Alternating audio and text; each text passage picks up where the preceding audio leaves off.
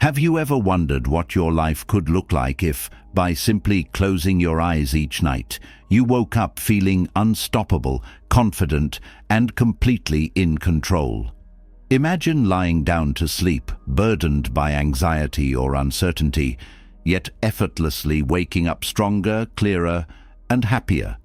What if tonight, without any conscious effort, you could begin transforming your life while you rest? Here's something most people don't understand. Your subconscious mind never truly sleeps. Every night, as your body rests, your subconscious actively shapes your mindset, quietly absorbing the thoughts and feelings you carried into your dreams. If you fall asleep stressed, worried, or uncertain, your mind amplifies these feelings overnight, reinforcing negative patterns and making life feel overwhelming. But there's a powerful ancient solution to this modern problem. Stoicism isn't just a philosophy.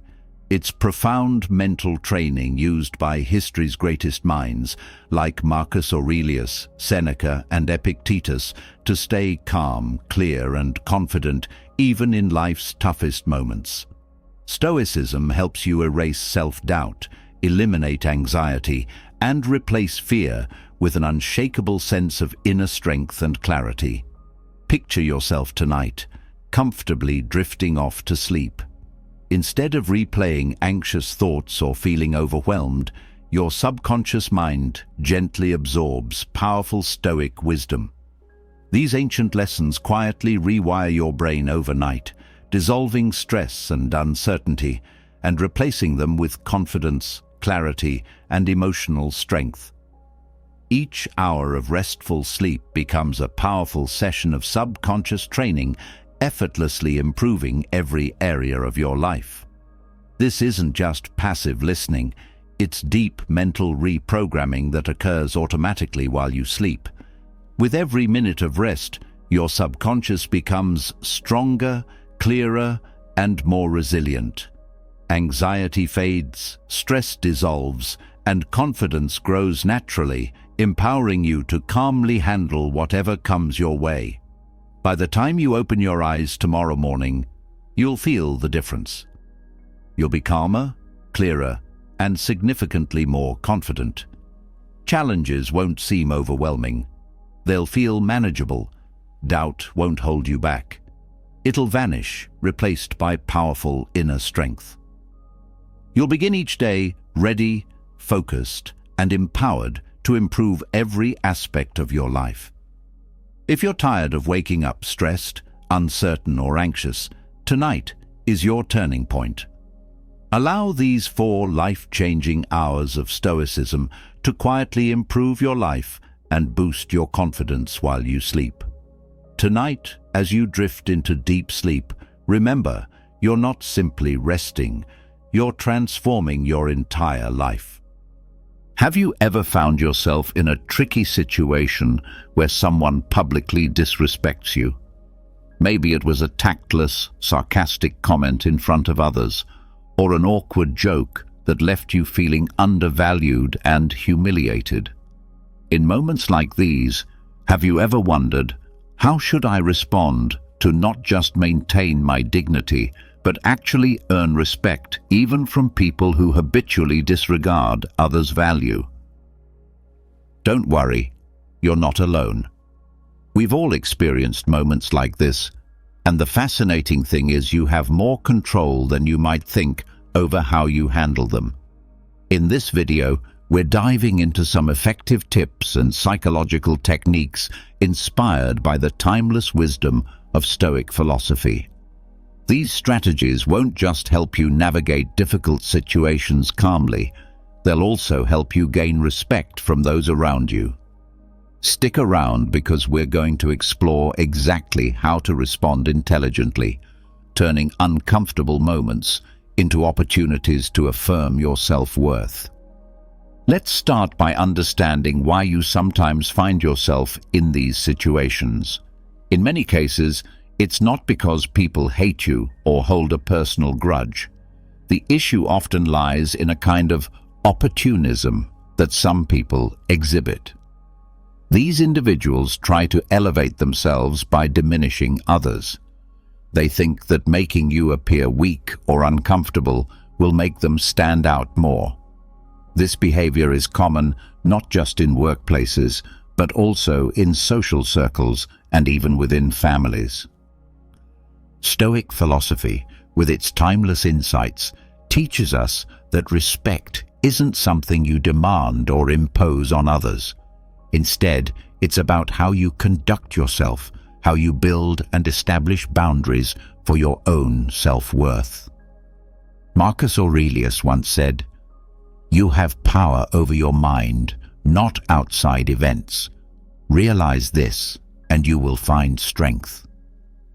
In moments like these, your calm and confidence are your ultimate weapons.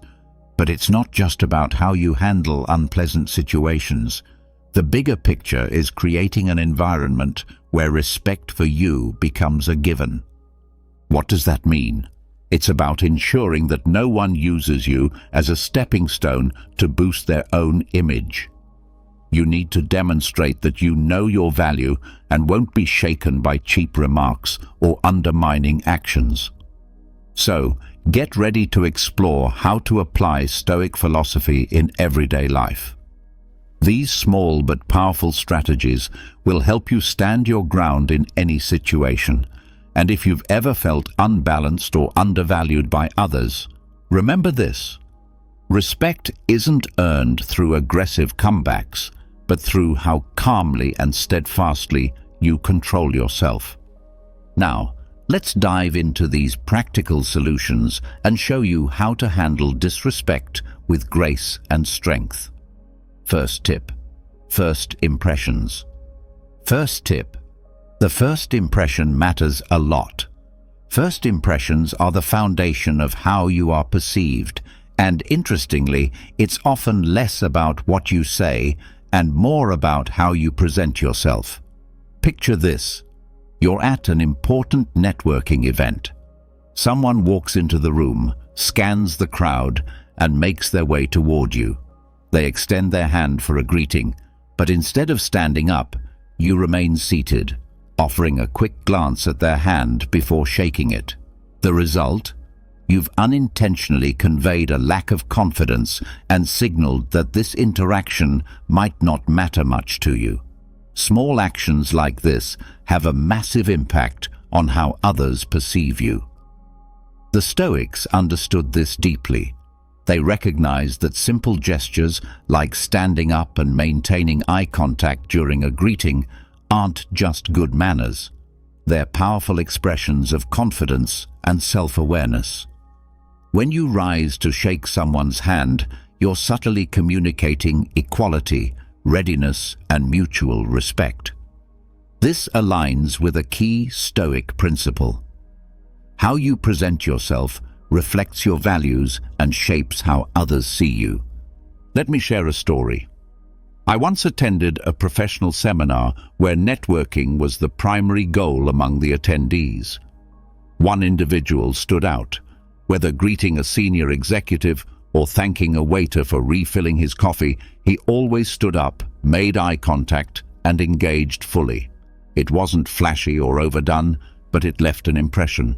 People respected him, not because of what he said, but because of how he carried himself. He projected confidence and sincerity with every interaction, effortlessly commanding respect. In contrast, I noticed another attendee who remained seated during every greeting. He didn't mean to come across as disinterested, it was simply a habit. Yet, this seemingly minor action created an unspoken barrier. People unconsciously took him less seriously, even though he was just as capable as anyone else in the room. This highlighted an essential truth. Standing up isn't just about politeness. It's about acknowledging the other person's value and asserting your own. The lesson is clear, right? Rising to greet someone is not just an act of courtesy. It's a declaration of how you value yourself and others. Here's where Stoicism comes in. The Stoics didn't focus on things beyond their control. they maximized what they could influence. In this case, it's your behavior, your presentation, and the way you communicate your worth through small yet meaningful actions. If you want to adopt this lesson in your life, start with everyday encounters. Whether you're meeting someone in the office, at a cafe, or even during a virtual meeting, make sure you're fully present. Stand up when greeting someone, maintain eye contact, and project confidence with your body language. These simple gestures not only earn you respect, but also emphasize your inherent value, a reflection of Stoic principles in action. Remember, first impressions aren't just about appearances, they're about showcasing your confidence, self-respect, and the respect you have for others. This is the essence of what Stoicism teaches us. Live with intention, pay attention to the small things, and let those actions define who you are. So, the next time you meet someone, rise to the occasion, look them in the eye, and let your actions speak louder than words. Second tip: when someone interrupts you. When someone interrupts you in public during a conversation, the best thing you can do is fix that person with a firm and determined look. When someone interrupts you during a conversation, especially in a public setting, it can feel downright frustrating. You're trying to make a point, and suddenly someone jumps in, derailing your train of thought. But hold on a second. The natural reaction for many is to get angry or respond sharply, but that often only escalates the situation and makes you appear less composed. So, what should you do? This is where Stoic philosophy steps in to help you handle the moment with calmness and authority. Stoicism teaches us that true strength doesn't come from controlling others, it comes from controlling ourselves. In this situation, a simple, steady gaze can convey a stronger message than any words. Instead of reacting impulsively, pause, look directly at the person who interrupted you with a calm yet focused gaze. Let the silence speak for you. Their behavior is inappropriate, and you won't tolerate being disrespected. This not only demonstrates confidence, but also encourages the other person to reflect on their actions. I remember once during a family dinner, I was sharing a funny story when a relative interrupted to share their own. At first I felt a bit flustered and awkward, but instead of cutting them off mid-sentence, I stopped, looked at them calmly, and waited. The silence lasted only a few seconds, but carried more weight than any words could have. They quickly realized they'd interrupted at the wrong moment, corrected themselves, and allowed me to continue. The rest of the evening was smooth, and I regained control of the conversation without any drama. This strategy works particularly well in public or group settings. By staying composed and in control, you naturally draw attention. Your presence becomes stronger, and you don't need to raise your voice or argue to reclaim your space in the conversation. Stoicism teaches us not to let others' actions dictate our emotions. Instead, we use tools like body language and calmness to steer the situation without losing our dignity. But the gaze is just the beginning. Once the interruption is addressed politely but firmly, resume your point. A simple phrase like, "Let me pick up where I left off," not only asserts your right to speak, but also maintains respect for everyone involved. Remember, the goal isn't to embarrass the other person, but to set a clear expectation that respect in communication is non-negotiable. What's remarkable about this approach is that it requires no aggression or intimidation. Just stay calm, avoid showing anger, and let your actions speak volumes. When others see you handle interruptions with confidence and intention, they'll not only respect you more, but also reflect on their own behavior. Stoicism reminds us that true power lies in maintaining self-control, even in challenging moments. So, Next time someone interrupts you, don't lose your cool. Stand firm, hold your gaze, and show others that you are someone worth listening to. This isn't just about earning respect. It's about expressing your self-worth in a way that's both meaningful and lasting. Third tip: jokes and humiliation. When someone tries to humiliate you with a joke in a group of friends, adopt this strategy. When someone in your group of friends deliberately tries to humiliate you with a joke, your first instinct might be to feel embarrassed or upset. But remember, the way you respond will determine the entire dynamic of the situation. This is where Stoic philosophy can be an incredibly powerful tool, helping you stay calm and take control. Once, during a casual meetup with old friends, one of them decided to mock me in front of everyone by retelling an embarrassing story from our school days. At first, I felt my face heat up, and my immediate reaction was to fire back. But instead of letting my emotions take over, I recalled a Stoic principle. What doesn't harm your essence isn't worth your concern. I smiled, pretended not to have heard the story, and calmly asked my friend to repeat it, maintaining a composed and slightly curious demeanor. Here's the fascinating part. When the person had to retell the joke, its impact significantly diminished. Not only that, but the group started to sense the awkwardness of forcing someone to recount a joke that wasn't landing well anymore. The loud laughter from earlier faded, and the storyteller began to fumble, realizing their attempt at humiliation had backfired. The key here is that asking someone to repeat their joke not only reduces its impact, but also shows that you're unshaken. This approach allows you to maintain your composure while subtly highlighting the other person's inappropriate behavior. Even more importantly, it shifts the dynamic in your favor without resorting to retaliatory tactics or losing your dignity. By choosing this path, you send a powerful message. You're someone with inner strength who won't let small provocations dictate your emotions. This is one of the core lessons of Stoic philosophy, maintaining calm and control in the face of minor life challenges. So how can you apply this principle effectively? First, remember that you don't need to react instantly to every action or word. Pause, take a breath, and think. Second, use silence as a powerful weapon. Silence isn't passive, it creates space for the other person to realize their mistake.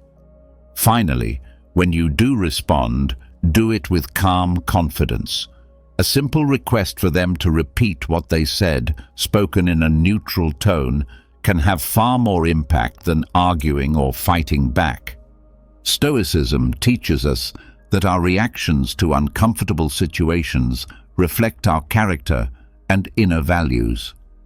Every time you stay calm and refuse to be drawn into negativity, you not only gain the respect of others, but also reinforce your own self-respect. So, the next time someone tries to mock you in front of others, remember you have complete control over how the story ends, and with calmness and clarity, you'll always come out on top. Fourth tip: a question in response. Tip 4. When someone is trying to provoke you or make you angry, you can use a very effective psychological technique. Have you ever faced a situation where someone deliberately tried to provoke you or hurt you, and instead of reacting immediately, you managed to handle it gracefully? Imagine this. You're at a family gathering, and someone makes a pointed remark about a failure in your career in front of everyone. It's the kind of comment that feels like a dagger to your heart, digging into a pain you've been trying to move past. Suddenly, all eyes are on you, waiting to see how you'll respond. In that moment, instead of reacting defensively or trying to explain yourself, you take a brief pause, stay calm and ask, "Hey, does anyone know a good bakery nearby? "I was thinking about picking up something for the next get-together." That simple question instantly changes the energy in the room. The person trying to provoke you is left flustered, unsure of how to proceed, and the conversation quickly shifts to a new, more neutral topic. Not only did you avoid escalating the situation, but you also turned an uncomfortable moment into one that worked in your favor. This strategy of asking an unrelated question is more than just a clever tactic. It's a way of reclaiming control over your emotions and the situation. By interrupting the flow of provocation, you redirect attention away from the negative energy and refuse to give the instigator the satisfaction of seeing you upset. It's a perfect example of practicing Stoic principles, focusing on what you can control and refusing to let external circumstances dictate your peace of mind. As Epictetus wisely said, "It's not what happens to you, but how you react to it that matters." The brilliance of this technique lies in its ability to derail negativity without confrontation. A well-timed, unrelated question disrupts the instigator's train of thought, making it nearly impossible for them to continue their attempt to provoke you. At the same time, it allows you to maintain your composure and project a sense of confidence and self-control. This is a powerful way to command respect in any social situation. To make this approach work, it's essential to keep your tone and demeanor natural. If it seems forced or calculated, it might come across as insincere. Choose a simple, neutral question or comment that feels organic to the moment. Something about a nearby restaurant, a recent event, or even a casual observation. The goal is not to dodge the situation awkwardly, but to shift the conversation with subtlety and ease. This technique doesn't just work in the moment. It builds long-term resilience and inner strength. By refusing to be dragged into emotional conflicts, you demonstrate to yourself and others that you're in control. People around you will notice this composure and come to respect you for it. More importantly, using this strategy is a step toward cultivating the core Stoic value of focusing on what you can control.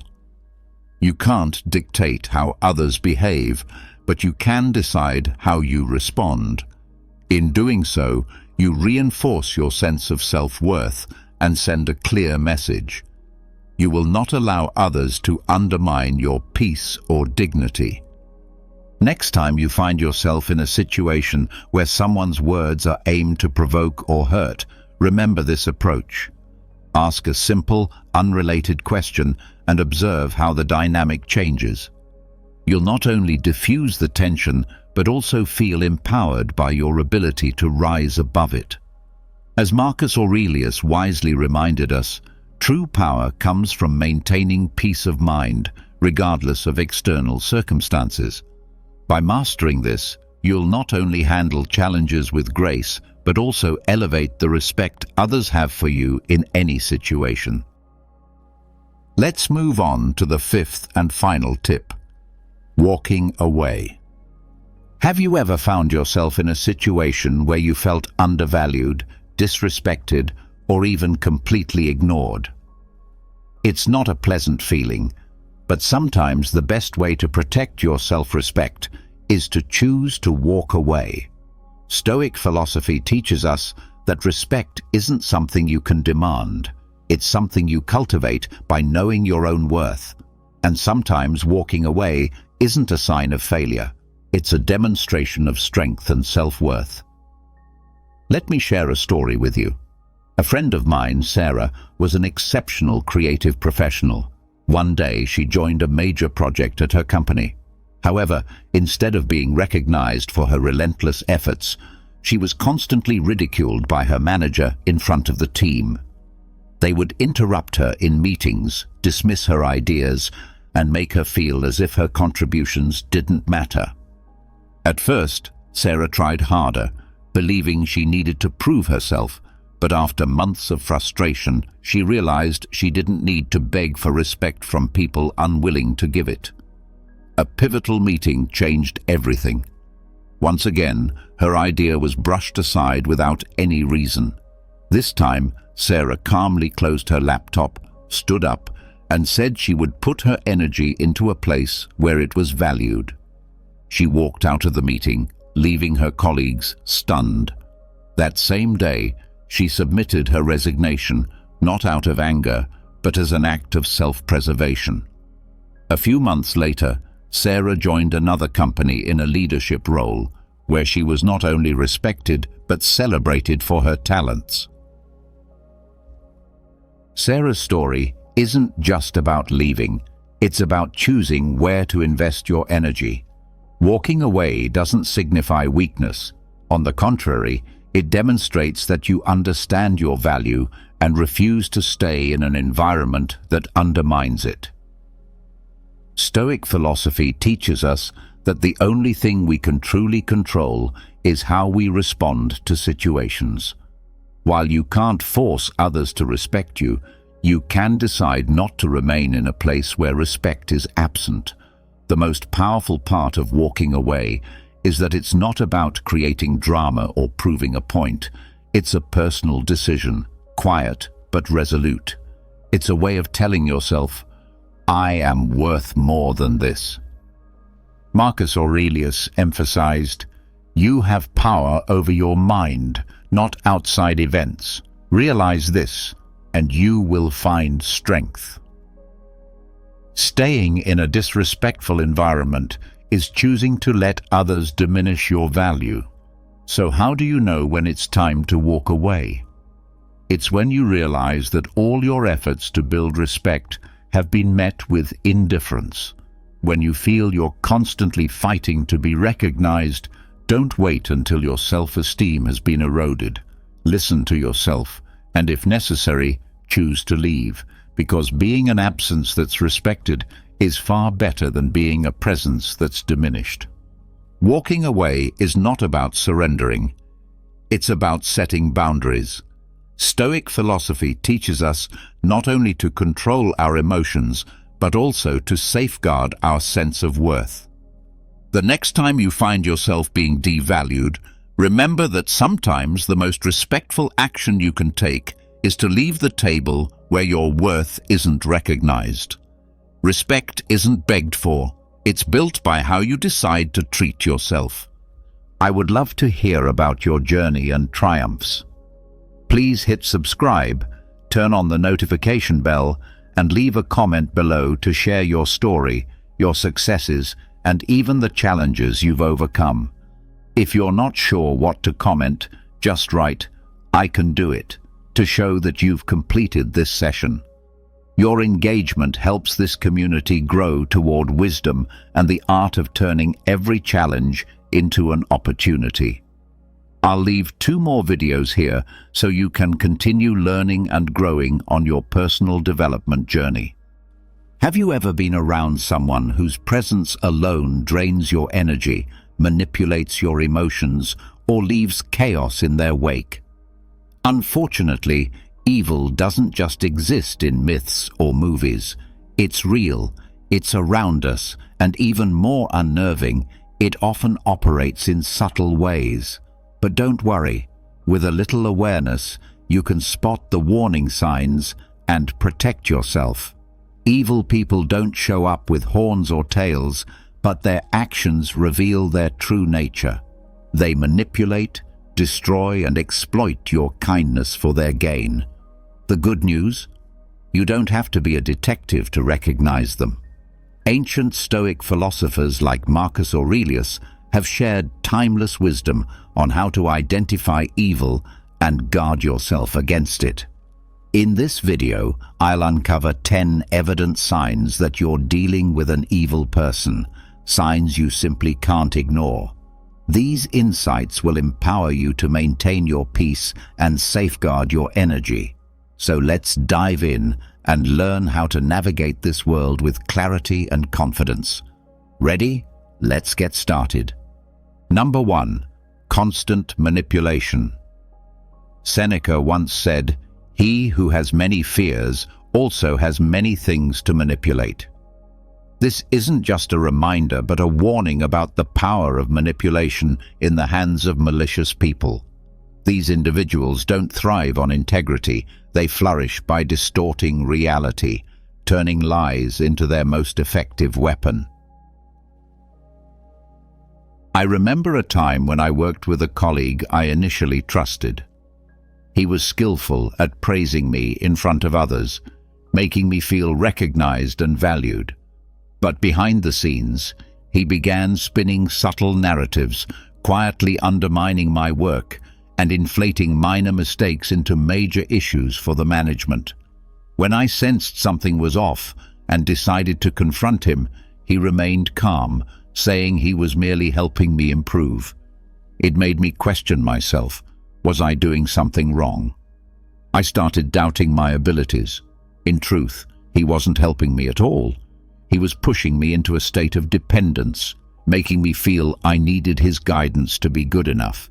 This is how manipulation operates. It doesn't just disorient you, it erodes your confidence. Manipulators don't build relationships on trust and honesty. They exploit your vulnerabilities to gain control. They deftly prey on your uncertainties, convincing you that only they understand you and that only they can guide you. Stoic philosophy teaches us that the key to combating manipulation is clarity and self-control. A truly virtuous person will always lead you toward independence and autonomy, not entangle you in dependency. If someone in your life constantly urges you to follow their lead while disregarding your boundaries or personal autonomy, it's a clear sign you need to step back. Remember Epictetus's wisdom: no man is free who is not master of himself. By refusing to participate in their manipulation game, you reclaim control over your thoughts, actions, and decisions. Mental clarity and self-awareness are the antidotes to their toxic influence. You don't need to argue or prove yourself. Just step out of their manipulation and hold on to your freedom. Number 2. A mask of charm. Epictetus once reminded us that appearances, no matter how dazzling, often hide the truth beneath. Have you ever encountered someone whose charm seemed almost too perfect, as if scripted from a movie? Their radiant smile, soothing words, and ability to make you feel special, everything seemed like a flawless performance. But when you take a step back and look closer, you might realize that behind the facade lies a motive far from genuine. Charm, when used sincerely, is a wonderful thing. It connects people, builds trust, and creates meaningful relationships. But in the hands of someone with darker intentions, charm becomes a deadly weapon.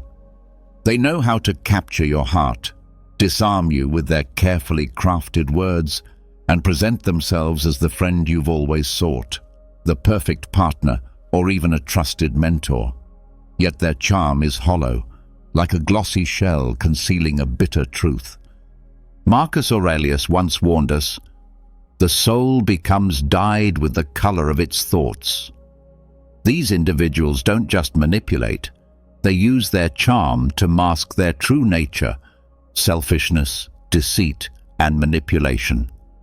Observe how they behave when no one is watching. How do they treat those who offer them no benefit? Words can be beautifully decorated, but actions paint the truest picture of character. I once knew a friend who had an uncanny ability to make everyone feel adored. He showered people with compliments, making them believe they were genuinely special to him. But over time, I realized he wasn't the person he appeared to be. His praise felt calculated, serving as a tool to extract something in return, and when there was nothing left to gain, he quickly distanced himself, often bad-mouthing the same people he once flattered. How do you break free from their enchantment? Don't ignore the subtle warnings in your gut. If you feel charmed yet uneasy, trust that instinct. These manipulative individuals rely on your willingness to overlook the red flags, to believe in the illusion they've created. Stoic philosophy teaches us that the truth doesn't need a mask. Genuine kindness shines on its own without pretense. So step past the glittering surface and seek the truth beneath. Authentic goodness doesn't need a disguise. Number 3, lies without conscience. Marcus Aurelius once advised that nothing should be done if it isn't right, and nothing should be said if it isn't true. Yet for truly malicious individuals, truth is merely an obstacle. They don't lie out of carelessness. They lie because deceit has become their second nature. Their lies aren't random. They're crafted with purpose, whether it's to gain power, evade responsibility, or distort your perception of reality. Imagine a friend who consistently weaves elaborate tales to gain credibility. Once, she convinced you that she single-handedly managed a critical project, claiming full responsibility for its success. But upon closer inspection, every document and email you reviewed proved otherwise. When confronted, instead of owning up, she accused you of misunderstanding the situation, deflecting attention to unrelated details. This is how master manipulators operate. They make you question your memory and judgment, subtly eroding your grip on reality. Evil manipulators exploit your uncertainty, convincing you they know better. And in doing so, they seize control of the narrative. Their lies demand constant upkeep, new layers of deceit to cover the old ones. But herein lies their Achilles heel. Truth is resilient, requiring no maintenance, while lies are fragile, constantly at risk of unraveling. To protect yourself, pay attention to inconsistencies. Do their stories shift under pressure? Are their actions aligned with their words? Stoic philosophy teaches us to focus on actions as they reveal a person's true character. When you spot discrepancies between someone's words and actions, trust your observations over their claims. Ask questions, demand transparency, and most importantly, set boundaries. Honesty isn't just the foundation of relationships, it's a mirror reflecting integrity. And when dishonesty persists, don't hesitate to walk away. Stoicism reminds us that real strength lies in mastering ourselves and distancing from what undermines our values and peace. So the next time you encounter someone who lies without conscience, hold your ground, focus on their actions, and safeguard yourself against their web of deceit. Number 4, lack of empathy. Seneca once observed that humans are social creatures, not meant to live solely for themselves. Empathy is the bridge that connects us, allowing us to share in the joys and sorrows of others. Yet for the truly malicious, other people are nothing more than pawns in their self-serving games. They do not genuinely care about your happiness or pain unless it aligns with their personal agenda. The lack of empathy is not just a flawed character, it's a glaring window into a hollow soul. Imagine this. You're sitting across from a friend, pouring your heart out about a struggle that's been weighing you down. Instead of support, they deflect. "Oh, you think that's bad? Let me tell you about my day," they retort, dismissing your vulnerability as trivial. This is not an isolated act. It's a pattern. These individuals are unwilling, or worse, incapable, of stepping outside their own interests to connect with your experience. Their detachment manifests in a chilling indifference or even silent delight in your misfortunes, leaving a void where empathy should reside. Empathy isn't just a nice to have, It's the cornerstone of meaningful relationships. Without it, interactions become transactional, one-sided, and emotionally draining. Malicious individuals leverage their lack of empathy to further their selfish goals. They may feign compassion when it's convenient, but their apathy becomes evident the moment their mask slips. As Marcus Aurelius wisely advised, no more arguing about what a good man should be. Be one. So what do you do when faced with such indifference? Set firm boundaries.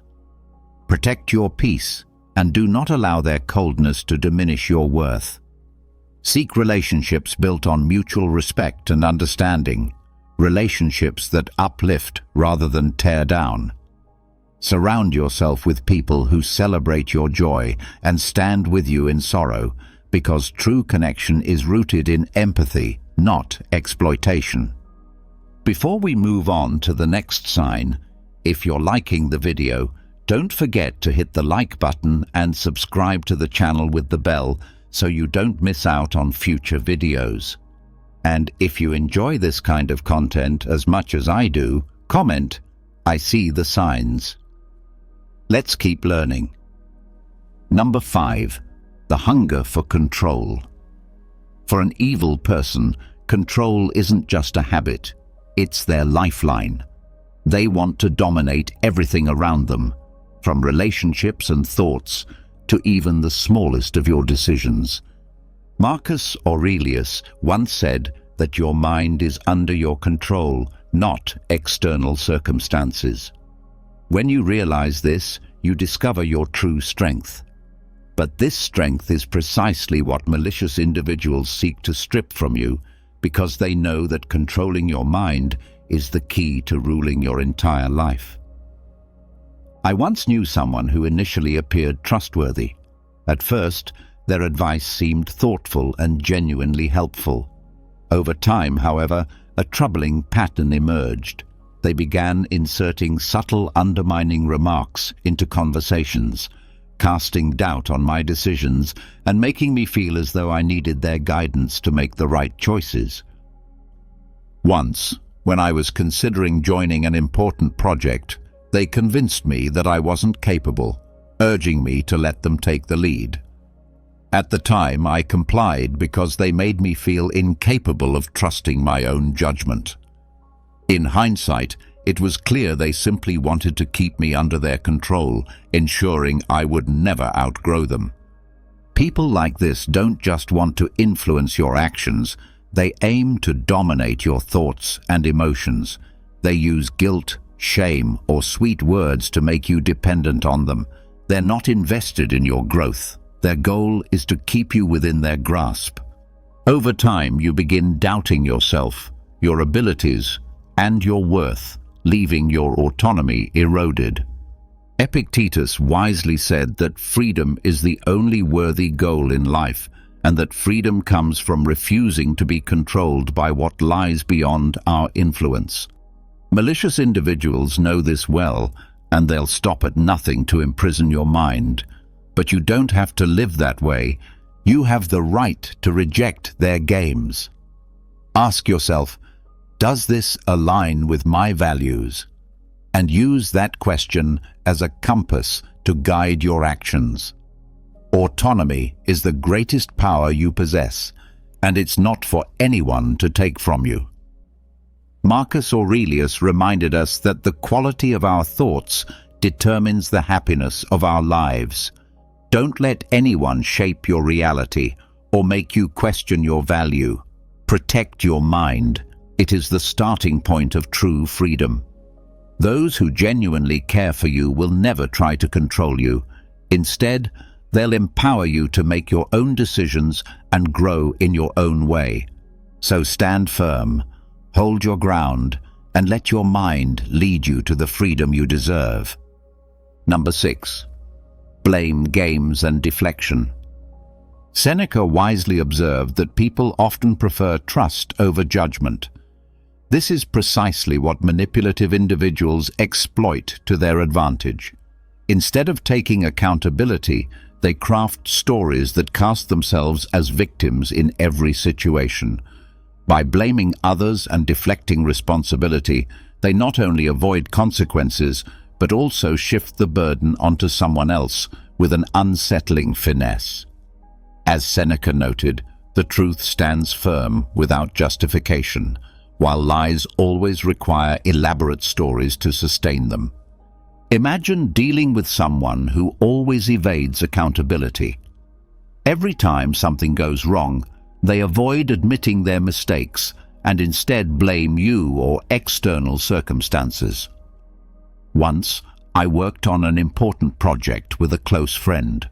When things started going south, rather than owning up to her oversights, she was quick to criticize my organizational approach, leaving me questioning whether I was the problem. What made it worse was her subtle tone, as if she was merely offering constructive feedback. After multiple instances, I realized I was being manipulated into bearing the brunt of every error. These individuals excel at crafting narratives that distort reality and cloud your judgment. They manipulate emotions, making you feel guilty even when they are at fault. They rely on your sensitivity and trust to weave a story in which they are always the victim, and you somehow become the villain. Marcus Aurelius reminds us that the truth stands on its own. When faced with such individuals, it's crucial to maintain an objective perspective and resist letting emotions dictate your reactions. Stay anchored in facts and don't hesitate to question or refute false claims. When they try to shift blame, calmly but firmly demand clarity. This approach not only keeps you from falling prey to their blame games, but also reinforces your own integrity. To handle such people, establish clear boundaries. Refuse to engage in the psychological games they construct to dodge responsibility. Instead, stand firm in your truth, ensuring they cannot manipulate or distort reality. Integrity and accountability are hallmarks of a strong character. When someone consistently refuses to take responsibility, their true nature becomes evident. Your job is to protect your peace and steer clear of their games. Number 7. The pleasure of pain. One of the most chilling traits of a truly malicious individual is the satisfaction they derive from others' suffering. Epictetus wisely advised, "Associate with those who make you better." Yet for these individuals, they are not interested in growth or support. They seek opportunities to degrade and find joy in the pain around them. Whether subtle or overt, this toxic pleasure is a clear signal that you should distance yourself. This delight in others' misery often begins with small, seemingly harmless actions. It could be a sarcastic remark, a mocking laugh at someone's misfortune, or a smirk of satisfaction when witnessing someone else's failure. Over time, these behaviors reveal their true nature. They don't seek to elevate themselves through hard work or merit, but by standing on the shoulders of those they tear down. I once had a friend who reveled in sharing the missteps of others with a strange enthusiasm. One day, she chuckled when a co-worker was publicly reprimanded in the office. At first, I thought it was mere indifference, but as time passed, it became clear this was her way of feeling powerful. Instead of offering support or empathy, she magnified others' struggles to make herself appear superior. Seneca once said, "No man is more unhappy than one who never faces adversity." However, for such individuals, adversity isn't a lesson, it's a tool. Their joy doesn't come from achieving anything meaningful, but from watching others stumble. They sabotage, gossip, or intentionally harm to feed their ego. At the root of this behavior lies deep insecurity. They need others to suffer to feel better about themselves. But this fleeting satisfaction is just a temporary mask for their inner emptiness. To counter individuals like this, Stoic philosophy underscores the importance of safeguarding your self-worth and choosing relationships that foster growth. Recognize the signs, their indifference, their enjoyment of others' pain, or their fixation on failures to feel superior. Step away from them, because every moment you spend in their presence is a moment you lose peace and self-value. Surround yourself with those who lift you up, those who celebrate your growth rather than diminish it. These are the people who not only respect you, but encourage you to be the best version of yourself. True joy is never built on the suffering of others, but on shared success and genuine relationships. Number 8. Isolation as a weapon. Marcus Aurelius once said that humans are born to cooperate. Our strength lies in unity, shared experiences, and the encouragement of those who care for us. But for malicious individuals, this natural order is precisely what they aim to disrupt. One of their most potent weapons is isolation. By separating you from loved ones, friends, or support groups, they not only strip away your emotional strength, but also make you easier to control and manipulate. I once had a friend who initially seemed genuine and caring. Over time, however, she started making subtle negative comments about people close to me. "Your best friend doesn't really treat you well," she'd say, with a serious tone, or "Your family doesn't understand you the way I do." At first, I brushed off her remarks, thinking she was just looking out for me.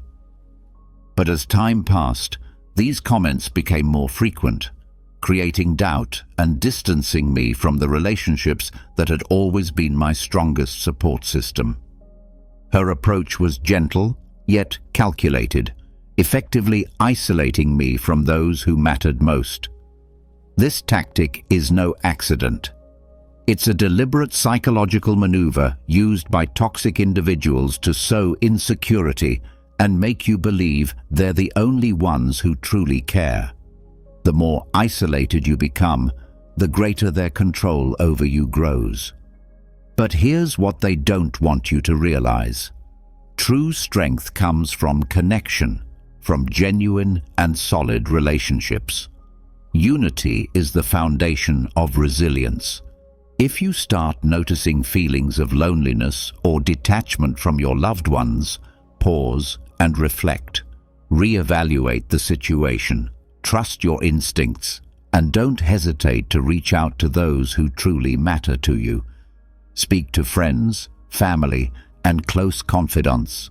They are the foundation that keeps you grounded, even when life feels unstable. Stoic philosophy reminds us that we are not meant to live in isolation. We are part of a larger community, and authentic relationships are where our true power lies. So don't let anyone convince you otherwise. Protect your connections, and you'll find the strength to rise above any manipulation. Number 9. Jealous in disguise. Envy is a toxic emotion, but it becomes most dangerous when it's disguised as concern or goodwill. Seneca once reminded us that envy is the ulcer of the soul, and for those who harbor it, their advice or attention often isn't meant to uplift you, but rather to chip away at your confidence. Such individuals can't stand the happiness or success of others. Cloaked in seemingly helpful advice or compliments, they sow seeds of doubt about your worth. I once had a friend who always seemed deeply invested in my achievements. After I completed a major project I was incredibly proud of, she said, "That's great, but maybe next time you should push yourself a bit more to really reach a higher standard." At first, I thought it was genuine advice, but upon reflection, her tone carried an undertone, a subtle cut not to lift me up, but to diminish what I'd accomplished. What seemed like harmless feedback was, in reality, a way to make me feel like I wasn't good enough. These false compliments are often mixed with remarks that undermine. A jealous person won't attack you outright. Instead, they plant small doubts in your mind, making you question your capabilities and success. They might say things like, "You did really well, but don't get too excited. There's always room for improvement." Or, "That's amazing, but I heard someone else did something similar and got even better results." This behavior is neither care nor goodwill. It's a strategy to pull you down to their level. Envious individuals cannot celebrate your light because it highlights the shadows within themselves. They don't want to see you thrive. They want to see you shrink so they no longer feel threatened. Stoic philosophy teaches us to trust our intuition. If you sense something off in someone's praise or advice, listen to that feeling. Look deeper into the true intentions behind seemingly harmless words. A truly kind person will elevate you, praise you wholeheartedly, and encourage you to go further. In contrast, a jealous person uses their words as tools to control your emotions and chip away at your confidence. To protect yourself, set clear boundaries and don't let anyone diminish your worth. Surround yourself with those who genuinely celebrate your success, people who not only help you shine, but push you to reach new heights. Remember, you don't need to dim your light to make others feel more comfortable. Stand firm in your value and let your light shine brightly. Number 10. The unrepentant heart. One of the clearest signs of an evil person is an unrepentant heart. Marcus Aurelius taught that we should not waste time debating what a good person should be, but instead focus on taking actions to improve ourselves. However, evil individuals often do the exact opposite. They cling to destructive habits, never admit fault, and certainly have no intention of repairing the damage they cause. They live in denial, justifying their actions with elaborate excuses, making it seem as if the problem never lies with them. Think of someone you've known, a person who always had an excuse for every mistake. When they hurt others, instead of apologizing, they'd blame the circumstances or argue that others are no better. Whenever someone tried to explain how their behavior caused harm, they'd deflect, shift blame, or even accuse the other person of overreacting. But what truly stands out is their complete refusal to change. To them, self-reflection and correcting wrongs are seen as weaknesses, while stubbornness is viewed as a strength. This mindset starkly contrasts with Stoic philosophy. A Stoic understands that self-reflection, admitting mistakes and making amends are not signs of weakness, but of courage and self-respect. Those with unrepentant hearts not only hurt others, but also reject the opportunity for personal growth and maturity. If you're close to someone who constantly justifies their actions, avoids accountability, and never seeks to repair the harm they've done, take a moment to reflect. Not everyone is willing to grow or change. Protect yourself from toxic relationships like these, and invest your energy in those who lift you up, people with the courage to confront their own flaws and strive to be better. Marcus Aurelius reminded us, focus your mind on thoughts and people who elevate the quality of your life. So we've just walked through 10 evident signs that there might be an evil person lurking close to you. Chilling, right? But remember, awareness is your most powerful weapon. Evil people can only manipulate you when you're unaware of their tactics. Once you recognize their strategies, you not only protect yourself, but also shield your inner peace from their chaos. Marcus Aurelius taught us that true strength lies in mastering your mind and your reactions. Don't let toxic individuals invade your mental space or disrupt your serenity. Set boundaries, stand firm, and keep shining, because your light is the very thing they fear most. We're about to explore 7 habits that completely transformed my life in just 1 week. Yes, you read that correctly. 1 week. I know it sounds almost unbelievable, but trust me, these aren't the typical tips you hear all the time. These are real, honest habits that I personally incorporated into my daily routine. I experienced the struggles, the breakthroughs, and the growth, and the change I underwent was nothing short of amazing. I'm excited to share these with you because they've made such a profound difference in my life, and I believe they can do the same for you. Whether you're aiming to boost your productivity, improve your mental health, or make a positive change in your daily life, these habits can help you get there. So grab a cup of coffee, get comfortable, and let's dive in. Stick with me until the end, because these habits aren't just theoretical. They're practical steps that you can begin implementing today. I'll also share personal stories and insights from my own journey, giving you a candid look at how these habits worked for me. Let's get started. The first habit that truly changed my life was waking up early. Let's be real, I was never a morning person. My bed was my sanctuary, and I used to hit the snooze button far too many times. Mornings always felt rushed, and I often felt like I was starting my day off wrong. But I decided to try waking up early, and let me tell you, it was a game changer. I began setting my alarm for 5 a.m., and the first few days were tough. I dragged myself out of bed, feeling groggy and questioning whether this was worth it. But I pushed through, and by the 3rd day, something incredible happened. I began to appreciate the peacefulness of the early morning hours. There was something almost magical about being up before the rest of the world, when everything was still and calm. With those extra hours in the morning, I had time for things I'd never been able to fit into my day before. I started with some light exercise, nothing intense, just stretching or a short jog around the neighborhood. This helped wake me up and energized me for the rest of the day.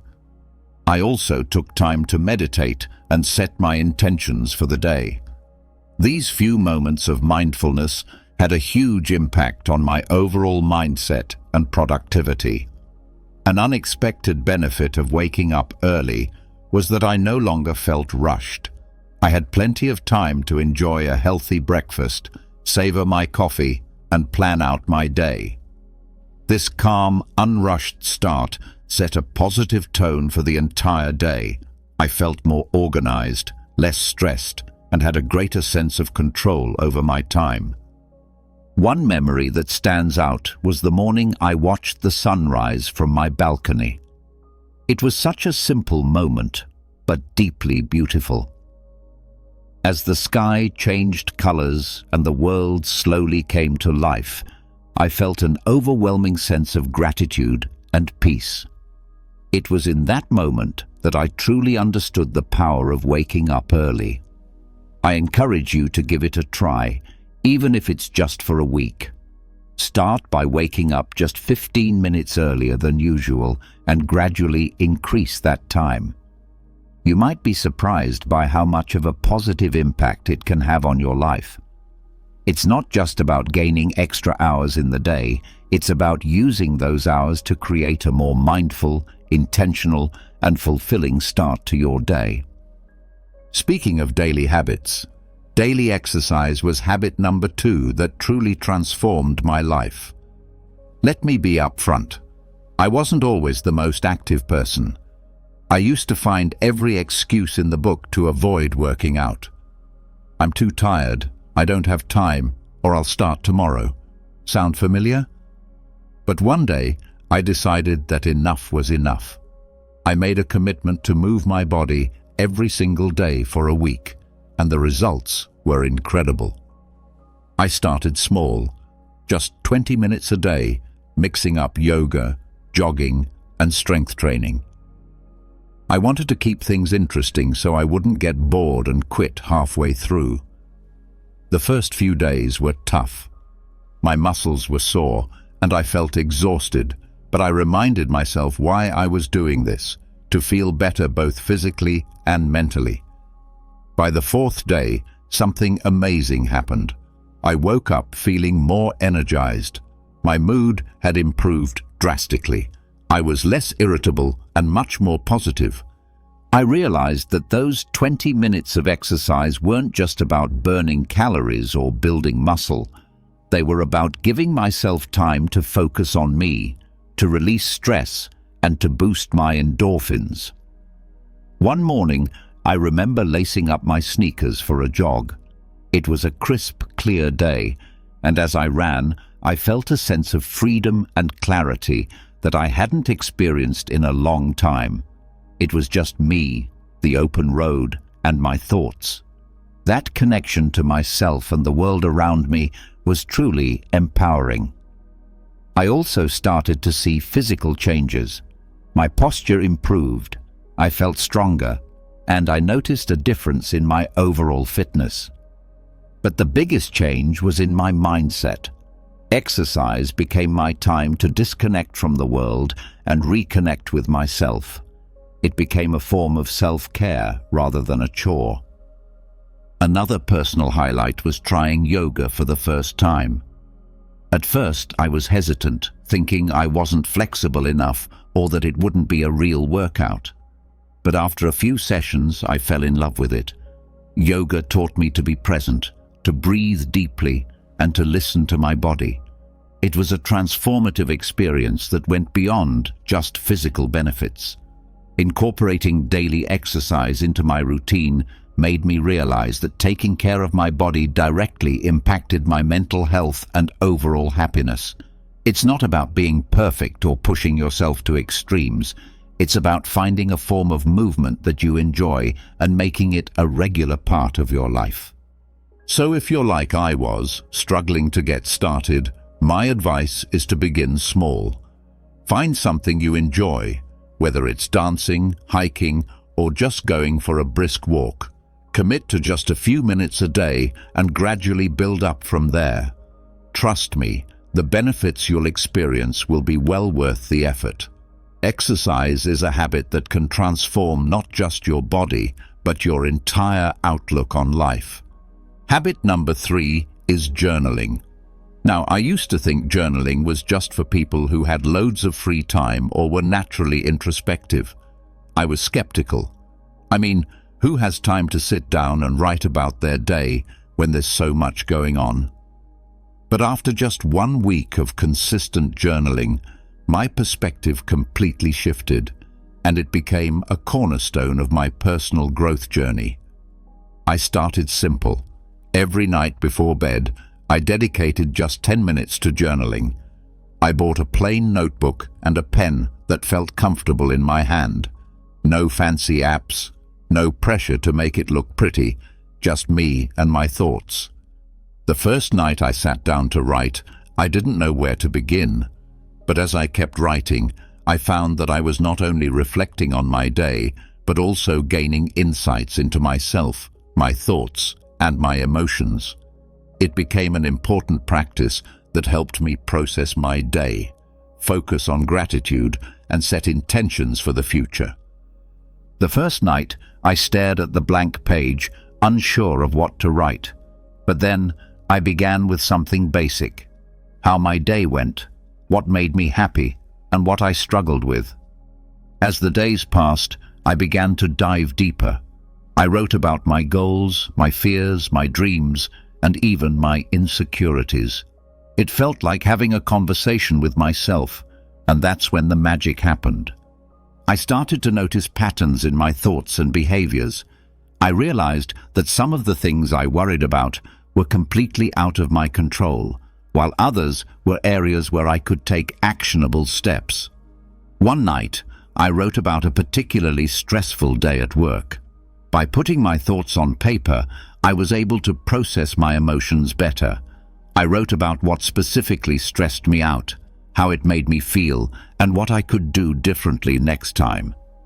This simple act of reflection helped me gain clarity and feel more in control of my emotions. Another powerful aspect of journaling was tracking my progress. I noted down small victories and milestones, no matter how minor they seemed. Looking back at these entries filled me with a sense of accomplishment and motivated me to keep pushing forward. For example, I wrote about a presentation I was nervous about and how I prepared for it. Seeing my preparation process and the positive outcome documented in my journal was incredibly encouraging. I also started a gratitude section in my journal. Every day, I wrote down 3 things I was grateful for. This practice shifted my focus from what was lacking in my life to appreciating what I already had. It was a simple yet profound shift that brought more positivity into my daily life. One particularly memorable entry was about a random act of kindness I experienced. A stranger helped me when I was struggling with my grocery bags.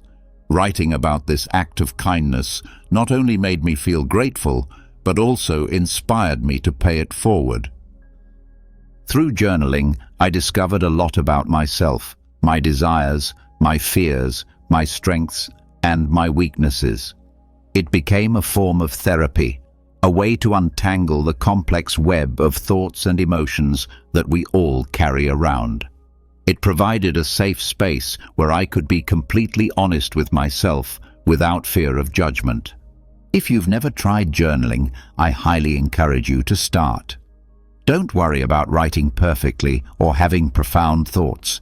Just write whatever comes to mind. It could be a stream of consciousness, a recap of your day, or reflections on a specific event.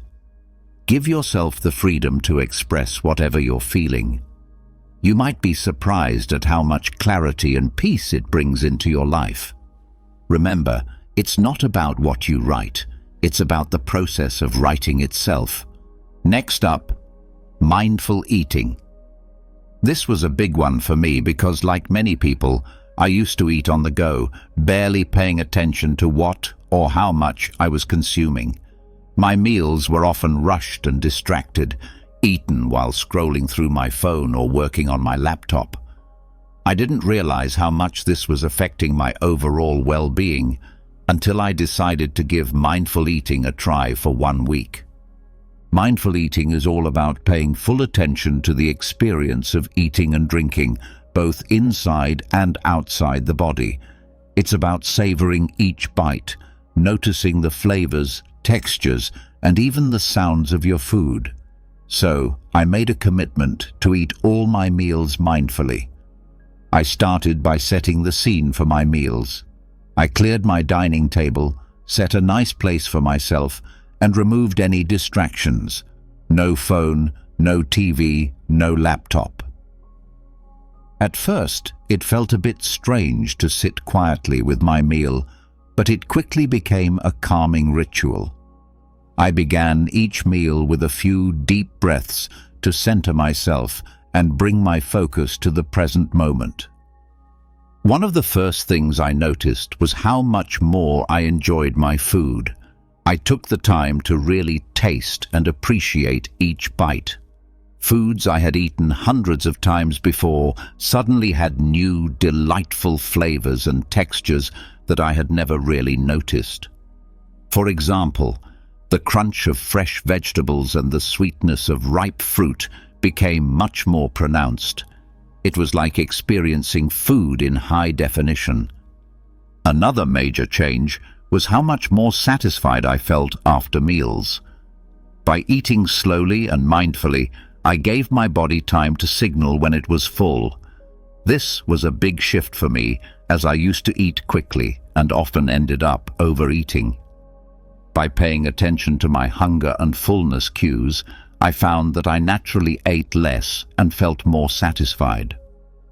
One memorable experience was with a simple bowl of oatmeal.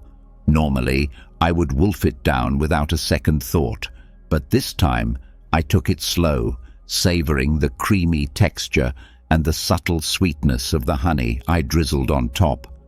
It became a moment of gratitude and mindfulness that set a positive tone for the rest of my day. I also started to notice how different foods made me feel. Heavier processed foods left me feeling sluggish and bloated, while fresh whole foods made me feel energized and light. This awareness led me to make healthier choices naturally, without feeling deprived or restricted. Another aspect of mindful eating is being aware of the emotional connections we have with food. I started to recognize when I was eating out of boredom, stress, or emotional comfort, rather than true hunger. This awareness was powerful. Instead of mindlessly snacking, I could address the underlying emotion. Maybe I needed a break, some relaxation, or a chat with a friend, rather than a bag of chips. There was one particular evening when I had a craving for something sweet after dinner. Instead of automatically reaching for dessert, I paused and asked myself if I was truly hungry or just seeking a reward after a long day. I realized I wasn't actually hungry and opted for a warm cup of herbal tea instead. It was a small victory that highlighted how powerful mindful eating can be. Incorporating mindful eating into my life was a transformative experience. It helped me develop a healthier relationship with food, improved my digestion, and even enhanced my overall sense of well-being. It's a habit I've continued beyond that initial week, and I can't recommend it enough. If you're interested in trying mindful eating, start with just one meal a day. Sit down without distractions, take a few deep breaths, and savor each bite. Pay attention to the flavors, textures, and how the food makes you feel. You might be surprised at how this simple practice can change your entire eating experience. It's a wonderful way to reconnect with your body and truly appreciate the nourishment that food provides. Now, habit 5, limiting screen time. This one was particularly challenging for me, and I suspect it might be for many of you as well. We live in a digital world, and it's so easy to get sucked into endless hours of scrolling through social media, binge-watching shows, or checking emails. I realized that all the screen time was taking a toll on my mental health, productivity, and even my sleep. So, I decided to set some boundaries and see what happened. First, I set a daily limit of 1 hour for non-work-related screen time. This meant no mindless scrolling through Instagram, no endless YouTube marathons, and no late-night TV binges. It was tough at first. I had become so accustomed to filling every spare moment with screens, but I knew I needed to make a change. The first thing I noticed was how much more time I had in my day. I hadn't realized how much of my time was being eaten up by screens until I consciously limited it. With those extra hours, I found myself rediscovering old hobbies and interests that I had neglected. I picked up a book I had been meaning to read, started doodling and drawing again, and even tried my hand at cooking new recipes. One evening, instead of watching TV after dinner, I decided to take a walk in the park. The fresh air, the sounds of nature, and the simple act of moving my body felt incredibly rejuvenating. It was a stark contrast to the usual screen-induced lethargy. That walk became a cherished part of my daily routine, something I looked forward to and enjoyed immensely. Another significant change was in my sleep quality. I used to take my phone to bed, scrolling through social media or watching videos until I felt sleepy. But this habit often left me feeling wired and restless, leading to poor sleep. By limiting screen time, especially before bed, I found it much easier to wind down and fall asleep. I started a bedtime routine that didn't involve screens, reading a physical book, meditating, or simply reflecting on my day. This change led to deeper, more restful sleep and made a huge difference in my overall energy levels. I also noticed improvements in my mental health. Without the constant barrage of news updates, social media comparisons, and digital distractions, I felt less anxious and more present. I was more focused during conversations, more attentive to the people around me, and more engaged in my daily activities. It was like a fog had lifted, allowing me to see and experience life more clearly. One particularly memorable day was when I spent an entire afternoon at a local cafe with just a notebook and a pen. I wrote down my thoughts, planned some goals, and even sketched a bit. It was such a peaceful and productive time, free from digital interruptions. I felt more connected to myself and my surroundings in a way that screens had never allowed. Of course, there were moments of temptation and slips along the way, but each time I noticed myself reaching for my phone out of habit, I gently reminded myself of the benefits I was experiencing and redirected my focus to something more fulfilling. Limiting screen time isn't about completely eliminating technology from your life. It's about creating a healthier balance and being more intentional with your time. If you're feeling overwhelmed or disconnected, I encourage you to try setting some screen time boundaries. Start small, maybe with an hour less each day, and gradually increase it. Use that extra time to reconnect with yourself, your loved ones, and the world around you. You might be surprised at how much richer and more fulfilling life can be when you step away from the screens and engage more with the real world. All right, everyone, that wraps up our journey through the 7 habits that dramatically changed my life in just 1 week. It's been an incredible experience, not just implementing these habits, but also sharing them with you. Each of these habits has the power to bring about significant positive changes, and I truly believe that if they worked for me, they can work for anyone. If any of these habits have inspired you, I encourage you to try them out for yourself. Start small, maybe with just 1 habit, and see how it feels. Adjust according to what suits your lifestyle and needs. Remember, the goal isn't perfection, it's progress. It's about making small, manageable changes that over time lead to substantial transformations. I'd love to hear about your experiences, so please drop a comment below sharing which habit you're thinking of adopting or any questions you might have about getting started.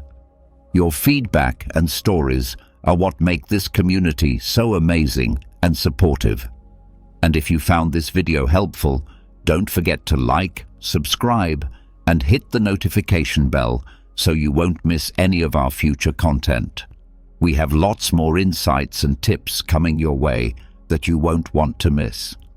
Sharing this video with friends or family who might benefit from these habits could also make a huge difference in their lives. Have you ever been in a heated argument, feeling like you're about to explode? We've all been there, whether it's a disagreement in the office, a fight with a loved one, or a heated debate online. But what if I told you there was a way to navigate conflict without using fists, figuratively or literally? The ancient Stoics, masters of emotional control and reason, have incredible strategies for facing your enemy with grace and poise. In this video, you'll discover 13 Stoic-inspired techniques to tackle conflict head-on, drawn from the wisdom of great thinkers like Seneca, Epictetus, and Marcus Aurelius. Trust me, these methods may require more patience and effort than throwing punches, but the rewards, inner peace, long-lasting solutions, and potentially transformed relationships are well worth the effort. So, are you ready to learn how to navigate conflict like a true Stoic?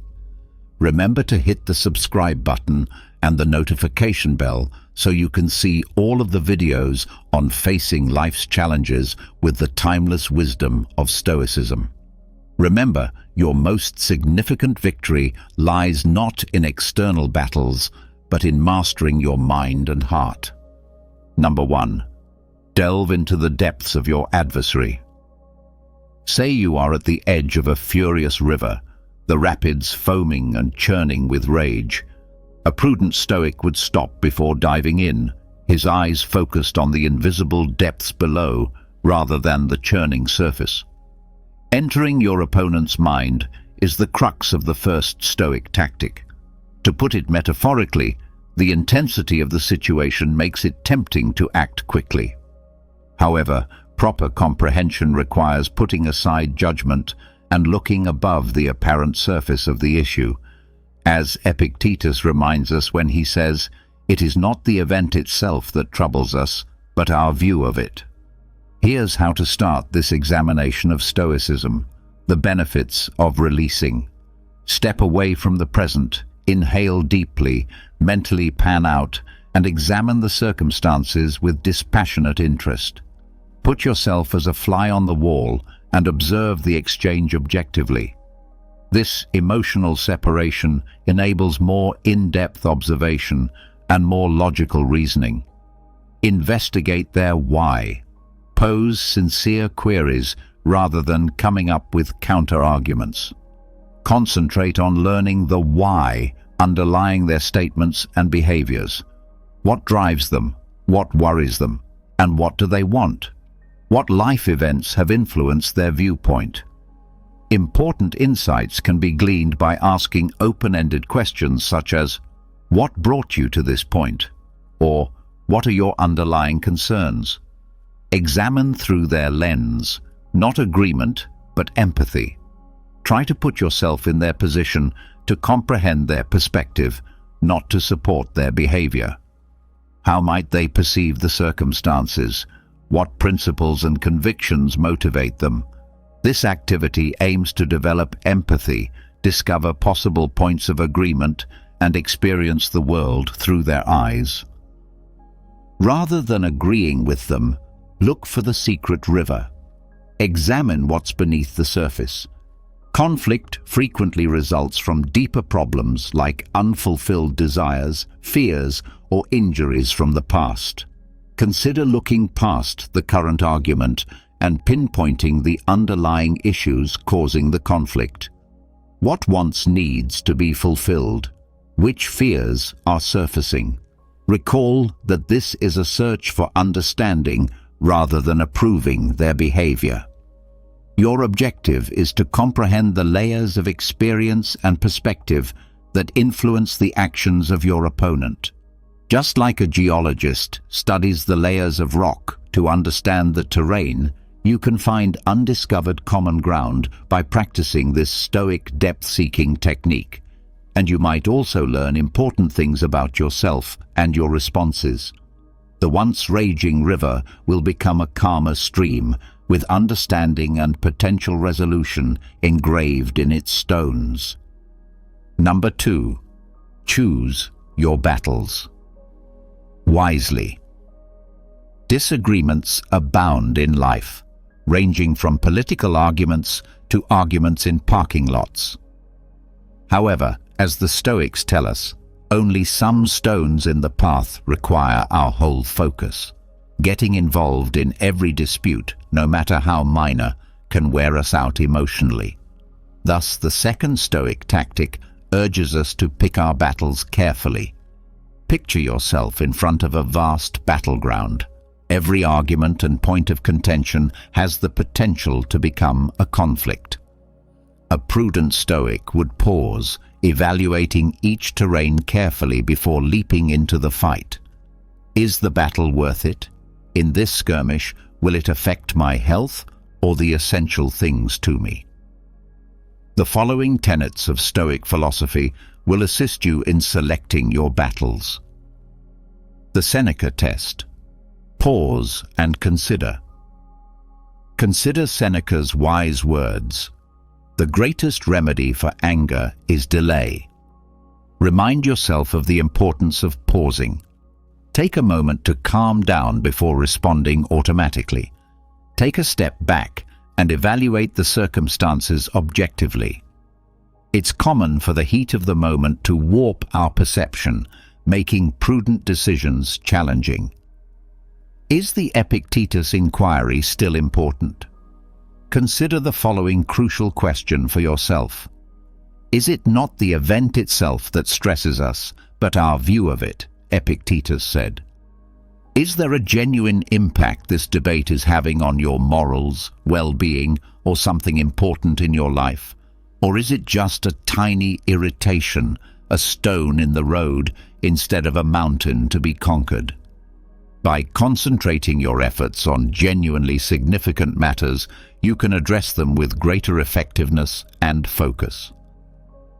The Marcus Aurelius Principle. Quiet can be beneficial at times. Acknowledge the power of letting go. Not deciding at all is often the best course of action. According to Marcus Aurelius, it is often enough to hold your tongue and let things pass. Simply ignoring small slights or deciding against getting into pointless arguments can be incredibly self-controlling ways to maintain your inner calm.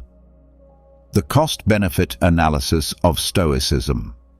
Analyze the advantages and disadvantages. Every conflict has a price regarding mental effort and possible outcomes. Compare the likely emotional costs of losing the disagreement with the potential rewards of winning.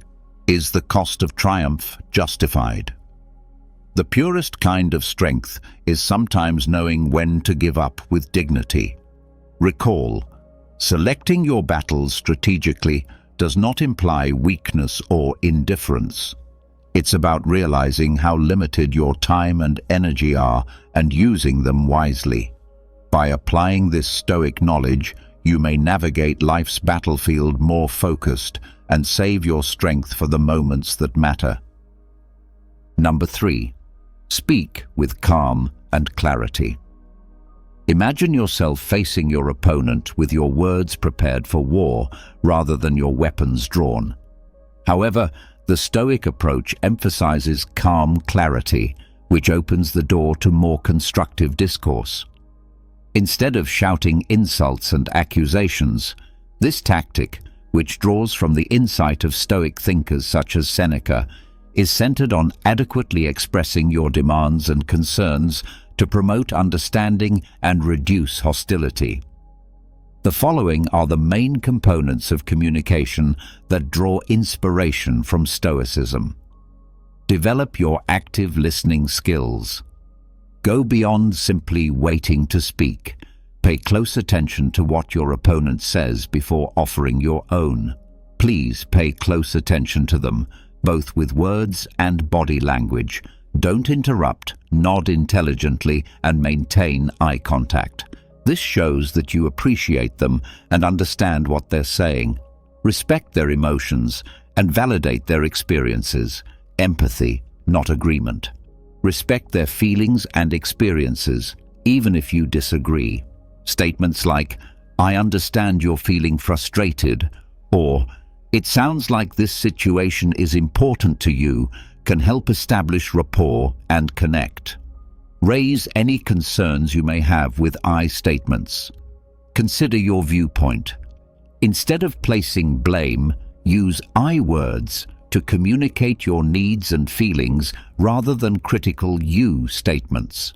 You always do this.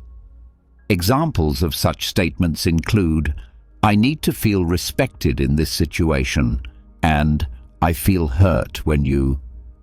This lessens defensiveness and promotes a more team-oriented approach to problem-solving. Speak firmly and calmly rather than aggressively. Control, not noise, makes one strong. Speak up to ensure you understand, not because you're angry. Maintain a composed tone while speaking with strength and assurance. Steer clear of insults and personal assaults. They will only make the issue worse. Put solving problems first, not points. Seek solutions rather than victories. Remember that the objective is to devise a solution that benefits both of you, not to win the disagreement. Start the discussion with a question like, "What can we do to address this together?" and center it around cooperative problem solving. How can we reach a mutually agreeable outcome? Recall that practicing calm, clear speech is a necessary skill. If you make a mistake, don't be scared to apologize and have patience with yourself. Navigating even the most difficult tasks will get easier the more positive communication you engage in. Number 4. Seek the shared path. Imagine a pair of alpinists ascending seemingly distinct peaks. However, as they climb, they become aware that their respective paths converge and lead to a shared summit where understanding will shine. This metaphor is especially pertinent to the 4th tactic on our non-confrontational journey, seeking the shared road. It represents the Stoic concept of oikeiosis, living in harmony with the natural order. Even though disagreement frequently gives the impression that our ideals or ambitions are incompatible, the Stoics encourage us to look below the surface and discover the deeper currents that bind us, even though they might not appear necessary at first. By concentrating on these common interests, we can create a framework for cooperation and compromise that will eventually result in a more amicable settlement. To start your Stoic search for common ground, follow these steps. Change perspective from me to we. Transcend individual viewpoints. Recast the disagreement as a cooperative effort toward a common objective rather than a you versus me situation. Consider this. What do we both ultimately want? This change in viewpoint allows for possible points of agreement, even if they are not immediately apparent. Look for the necessities below. Look below the surface. Conflicting wants are frequently the result of underlying, unfulfilled needs. Examine the needs each of you is attempting to satisfy through this conflict. It could be a need for safety, honor, or approval. Recognizing these everyday needs can foster empathy and make discovering solutions that care for them more accessible. Discover shared ideas. Our values guide our actions. Look behind the particular problem at hand and investigate the core principles that everyone possesses. Do you both appreciate honesty, justice, or decency? Shared values can act as a moral compass, pointing you toward decisions consistent with your beliefs. Begin small, gain speed. Appreciate small victories. Don't count on reaching a consensus right away on everything. Instead, concentrate on finding tiny points of agreement, regardless of how trivial they appear. These early agreements can foster confidence and momentum, making taking on more challenging problems simpler. Recall that life is a journey rather than a destination. The key is patience. It can take time to find common ground, so be patient and understanding. Recognize accomplishments, accept failures, and remember that every step toward cooperation is a step away from confrontation. You set off on a path beyond simple solutions using this Stoic technique. By seeing the connections between your experiences and laying the groundwork for a more peaceful future, you look for a standard route. Remember that those who ascend together, guided by the light of shared ideals and interests, will reach the height of understanding. Number 5. Appeal to their inner values. Imagine yourself before a massive oak tree, its roots firmly entwined with the soil. It will take more than just raw force to move the oak. On the other hand, a prudent Stoic would be aware of the influence of the elements, such as wind and water, which might subtly nudge something toward its ideals by whispering in its ear. This metaphor exemplifies the Stoic tactic of appealing to inner ideals, a potent instrument for skillfully and peacefully resolving disputes. We direct our attention to the rich soil of their values and ideas rather than taking direct aim at their persona. Understanding and respecting their inner compass can produce solutions consistent with their fundamental beliefs. This will eventually result in more sincere buy-in and long-lasting agreements. To start your Stoic journey towards value-driven persuasion, follow these steps. Expose the value landscape. Develop into a valuable archaeologist by conducting research before formulating your case. What principles do they adhere to? What values direct their behavior? Keep an eye on what they say and do, and note what they affirm, deny, and laud. This facilitates creating a map of their value-scape.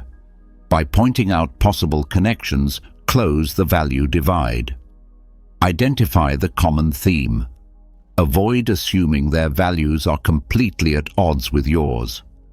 Seek out common ideals, even if they don't seem to fit the circumstances at hand. You both appreciate duty, honesty, and fairness. Finding these common values acts as a link, enabling you to present your case in a way that appeals to them. Talk in their vocabulary.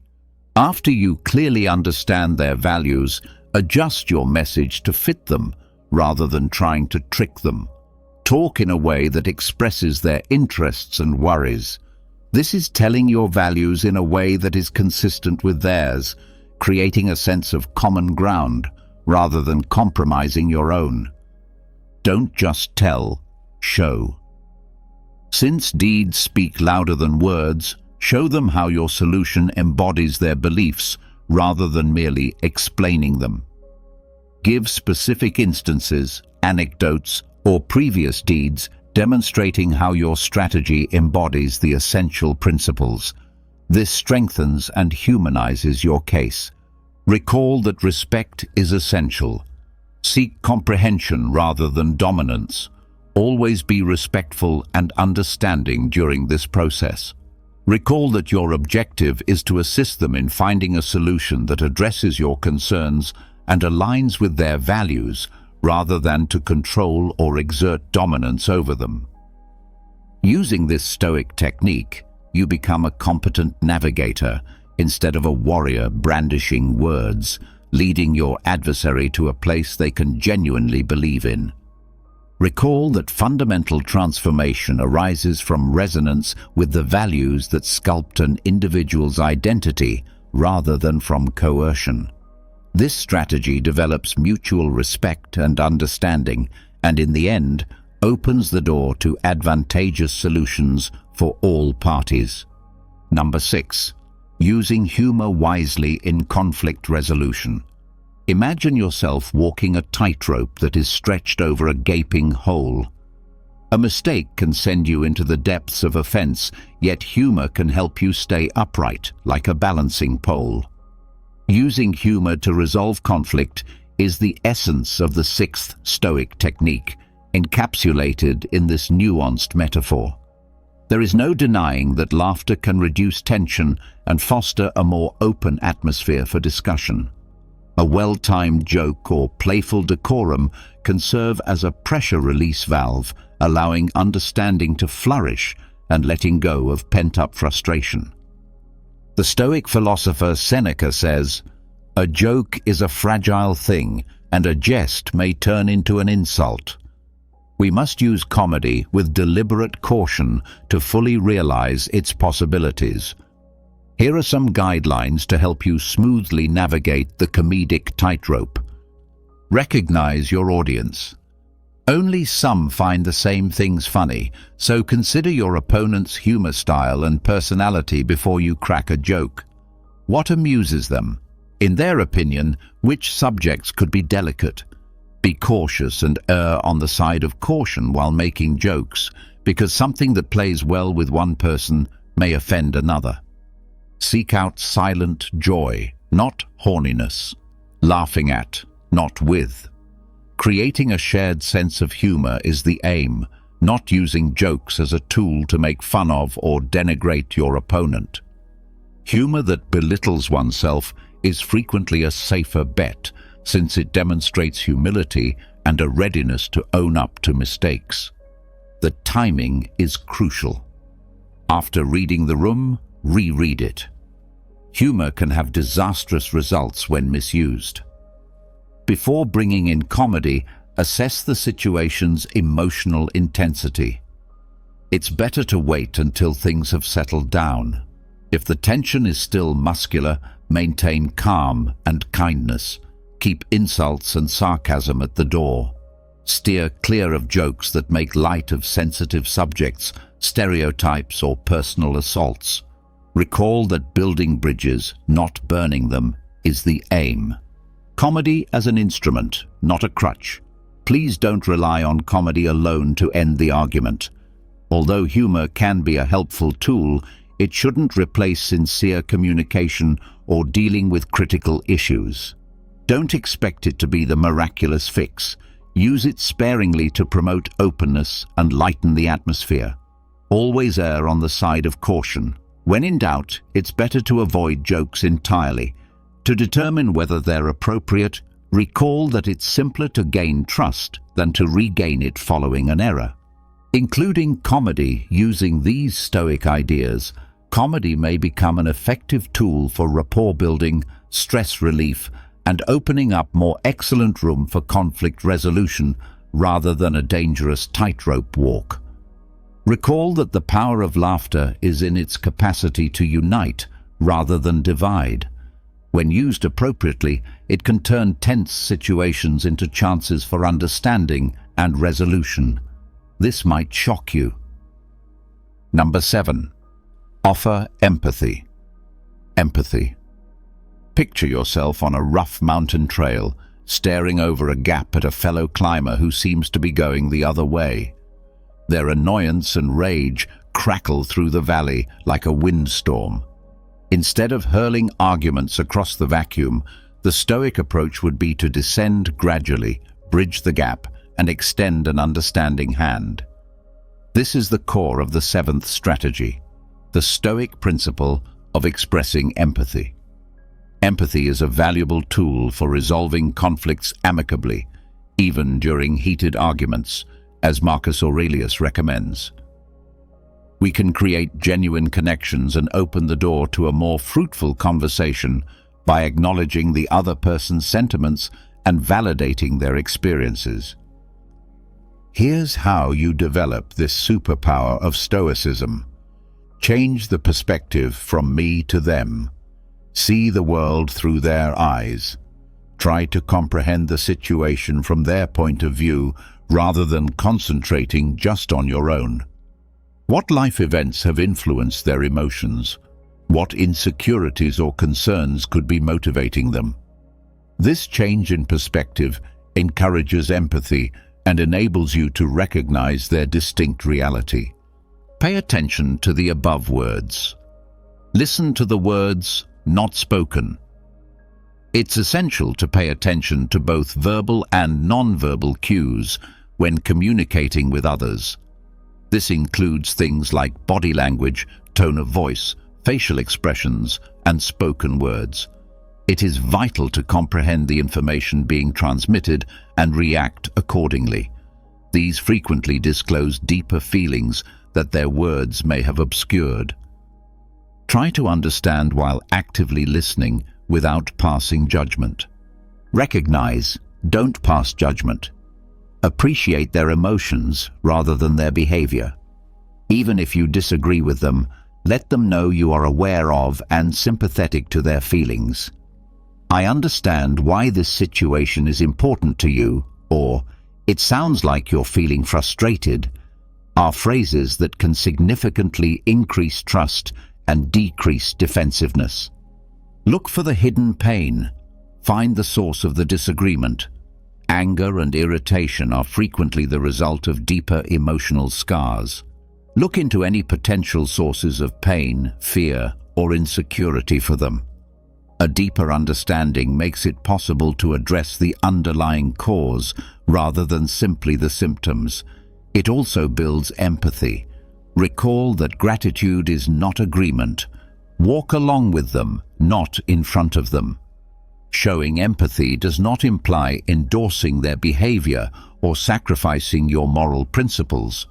It's as simple as recognizing their viewpoint, and establishing an environment encouraging sincere dialogue.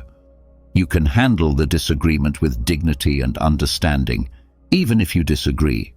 You create a bridge of understanding rather than merely a bridge across an abyss of conflict.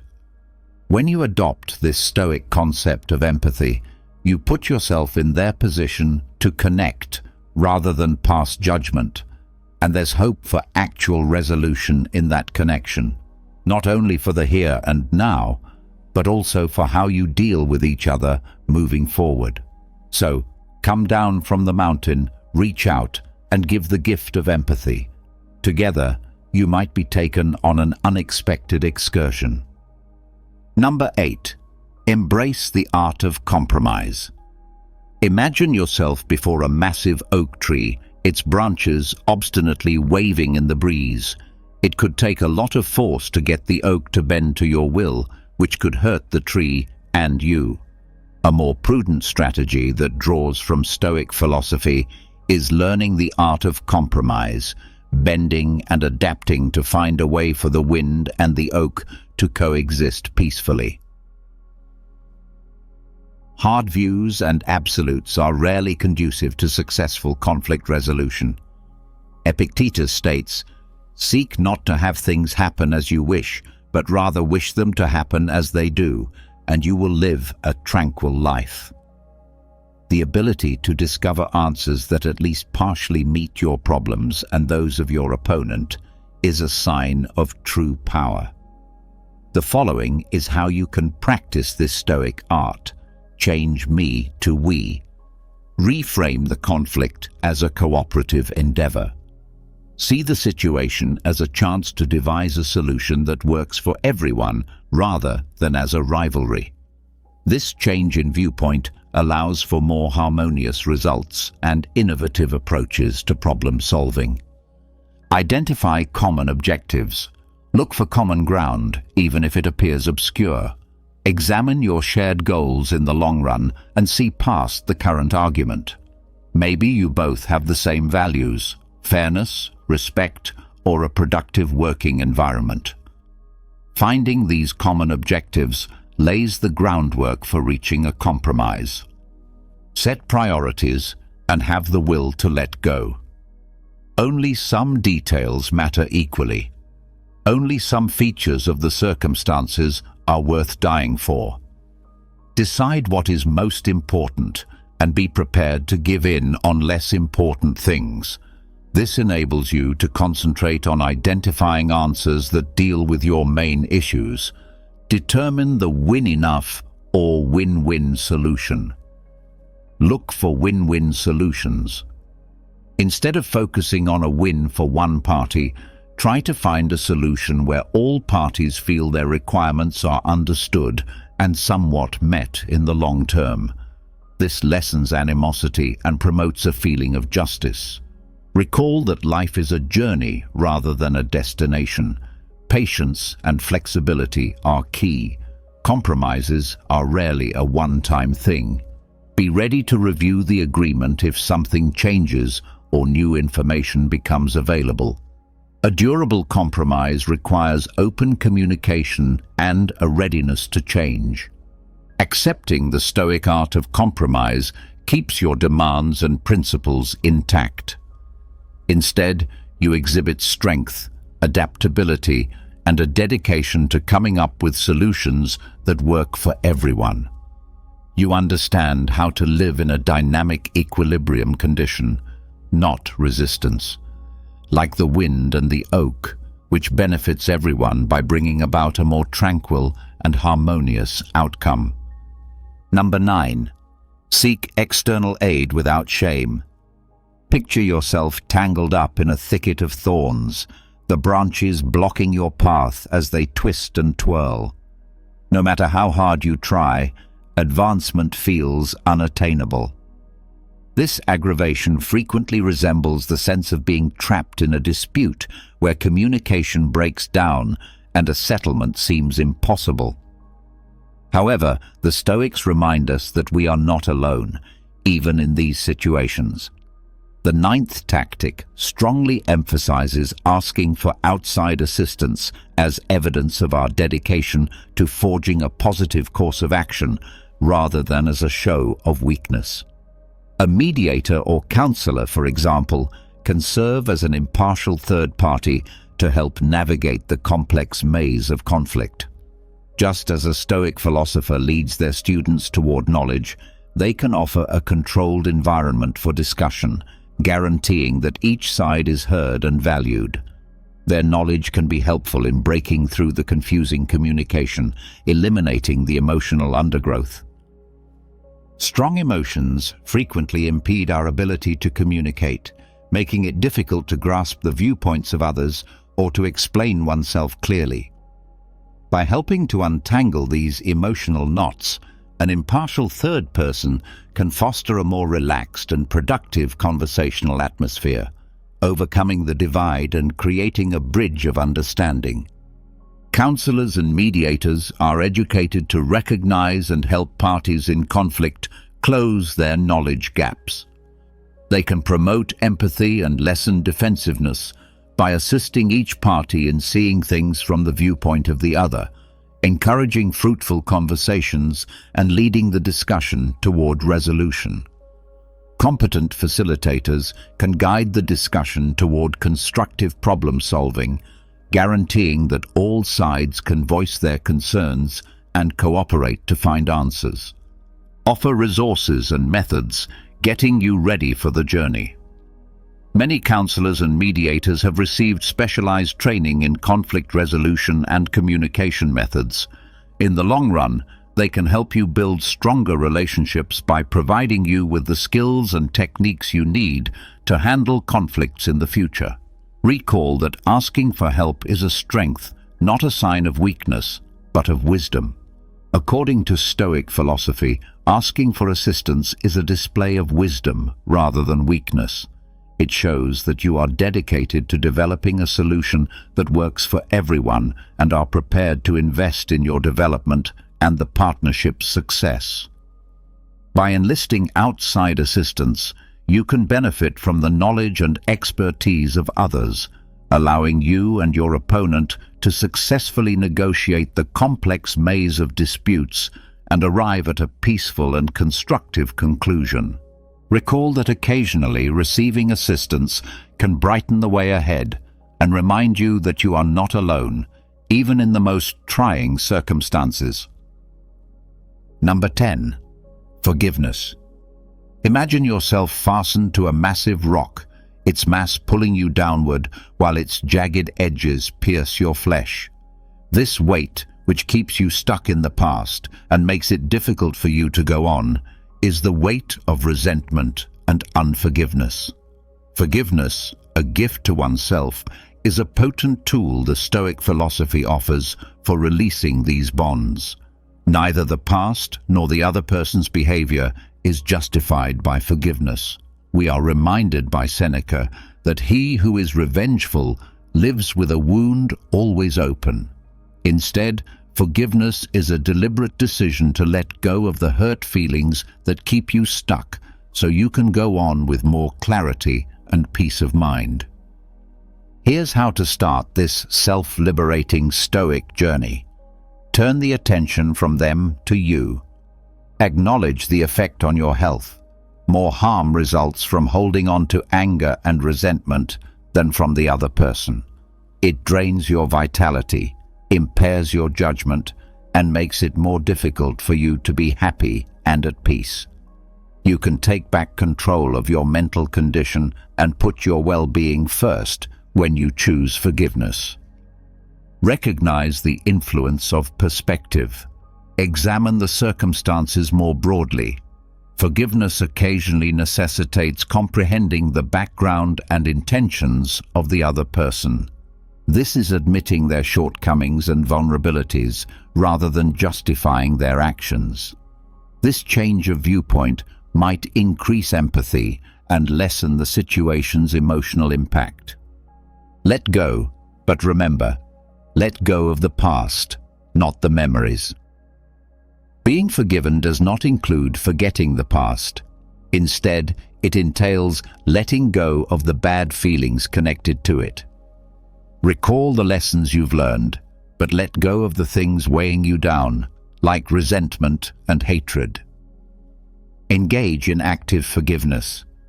Remember that forgiveness is a continuous process. Please make an effort to extend it. It's a journey that needs constant dedication.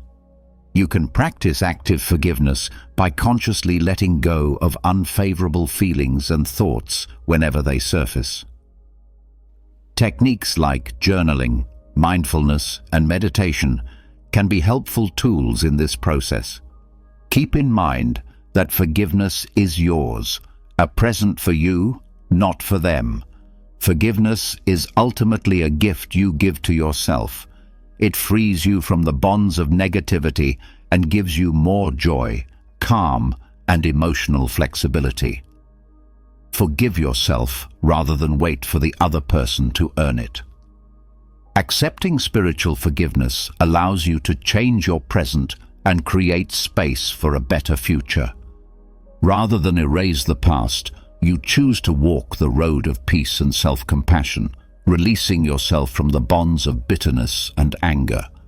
Recall that showing forgiveness demonstrates your strength and dedication to your well-being, not weakness. Thus, exhale deeply, let go of the weight, and advance into a future offering more independence and inner serenity. Number 11. Growth from the ashes of conflict. Think of a phoenix that has undergone conflict and grown stronger and wiser. The spirit of the 11th Stoic strategy, using conflict as a catalyst for personal growth, is embodied in this potent metaphor. Remember Epictetus's advice: to make the best use of what is in your power and take the rest as fixed and beyond your control. Through introspection and self-evaluation, you can turn disagreement into a learning opportunity and a springboard for personal growth. Here's how to start this life-changing adventure. Adopt a learning attitude. See obstacles as opportunities. Change your mindset from perceiving conflict as a bad thing to perceiving it as an opportunity to develop and learn. Be open to analyzing your actions and inadequacies and approach the situation with an open mind. Make your excavation. Identify the underlying causes. Give careful thought to how you fit into the conflict. What made you react the way you did? Which principles or convictions was the situation at odds with? Which feelings became dominant, and how did they affect your actions? Sincerity is crucial in understanding your habits and triggers, so consider these questions carefully. Determine doable domains from contemplation to implementation. Don't let reflection get you down. Convert your observations into actionable suggestions for enhancement. Did you need help communicating effectively? Think about honing your active listening techniques. Were your feelings too strong? Investigate mindfulness practices to improve emotional control. Seek guidance and criticism. Learning from reliable mentors.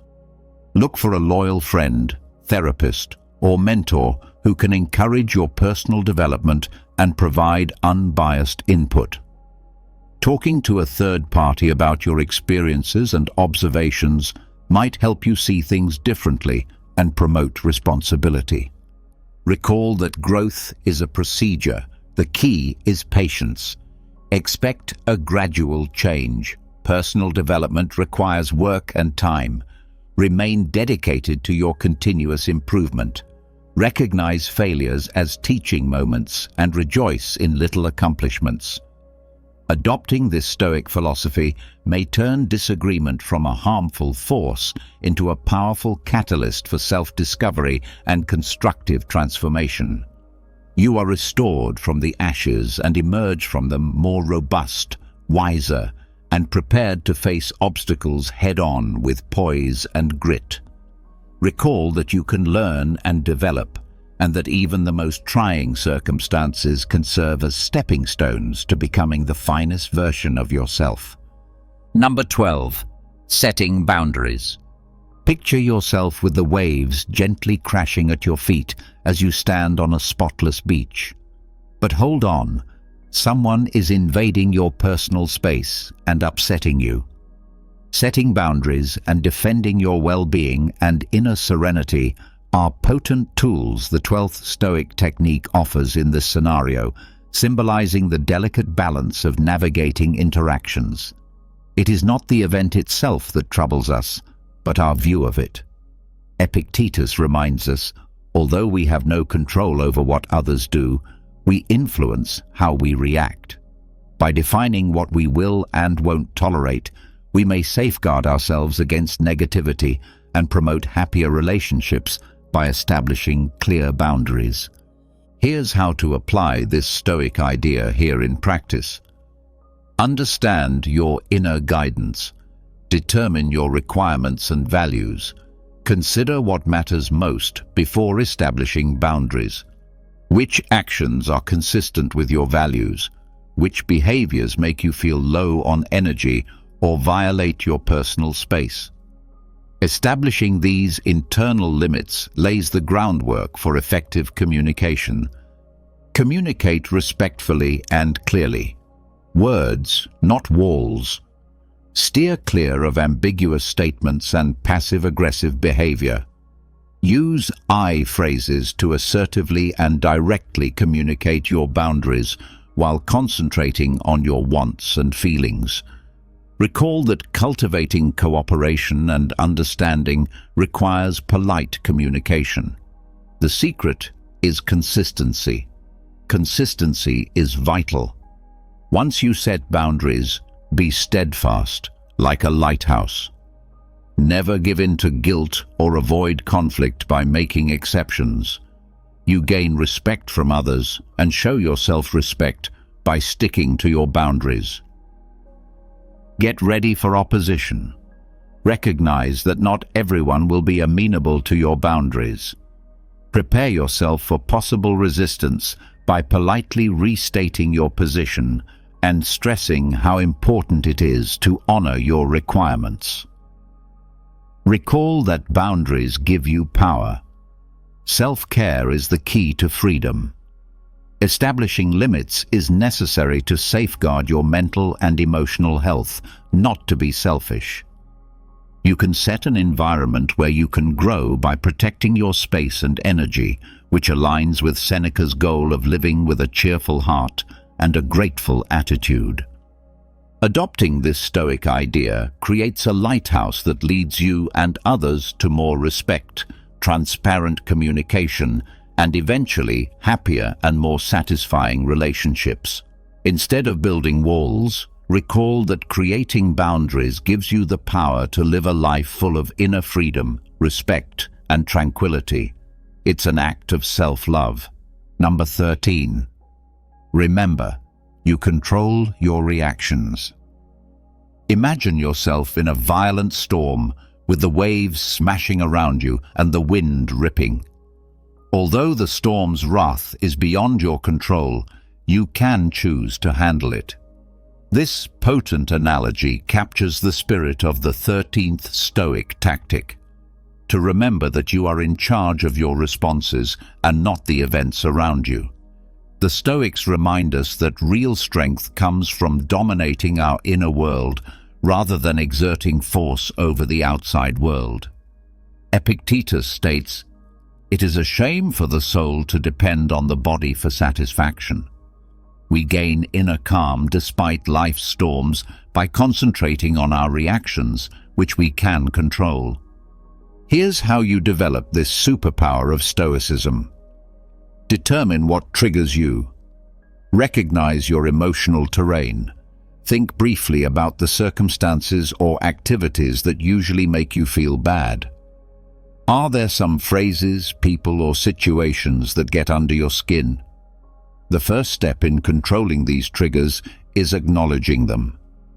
Take a moment to breathe. Make room between the stimulus and the response. Decide to wait before acting on impulse. Inhale deeply and give yourself space to observe and evaluate the circumstances quietly. This gives you room to make deliberate decisions and keeps your emotions from controlling what you do. Shift your viewpoint. Change the perspective, not the facts. Our reactions are frequently influenced more by how we interpret situations than their actual occurrence. Examine other viewpoints and confront your automatic beliefs. Can this situation be solved? What good things are you able to concentrate on? Select your reaction carefully. React. Don't overreact. After you've collected yourself and adjusted your viewpoint, consider your options carefully before responding. Does it help you to react with rage or frustration? Would being composed and aggressive work better? Recall that you can exacerbate or de-escalate the situation depending on how you respond. Exercise, exercise, exercise. Learning to control your reactions is a process that takes time and effort, just like any other ability. It takes consistent practice. By experimenting with varied responses in challenging situations, you can progressively increase your emotional resilience and self-control. You do not become docile when you adopt this Stoic idea. You gain strength.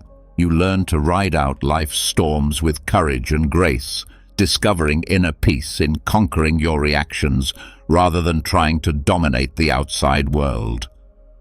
Recall that peaceful power over your thoughts and feelings is the genuine test of strength, not control from without. Thus, maintain your composure under pressure, make intelligent decisions, and face life's storms with the steadfast poise of a Stoic sage. These Stoic-inspired techniques can help you turn disagreement from a place of fighting into one of learning, understanding, and inner calm.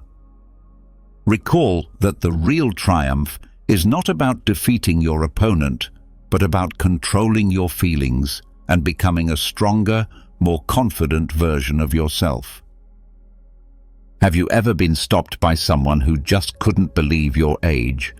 Maybe they thought you were years, if not a decade, younger than you actually are. At first, it might seem like just a compliment.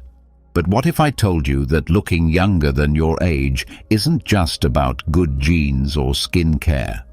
It's a sign, an indicator of something much deeper, something hidden within your psychology, your mindset, and even your life choices.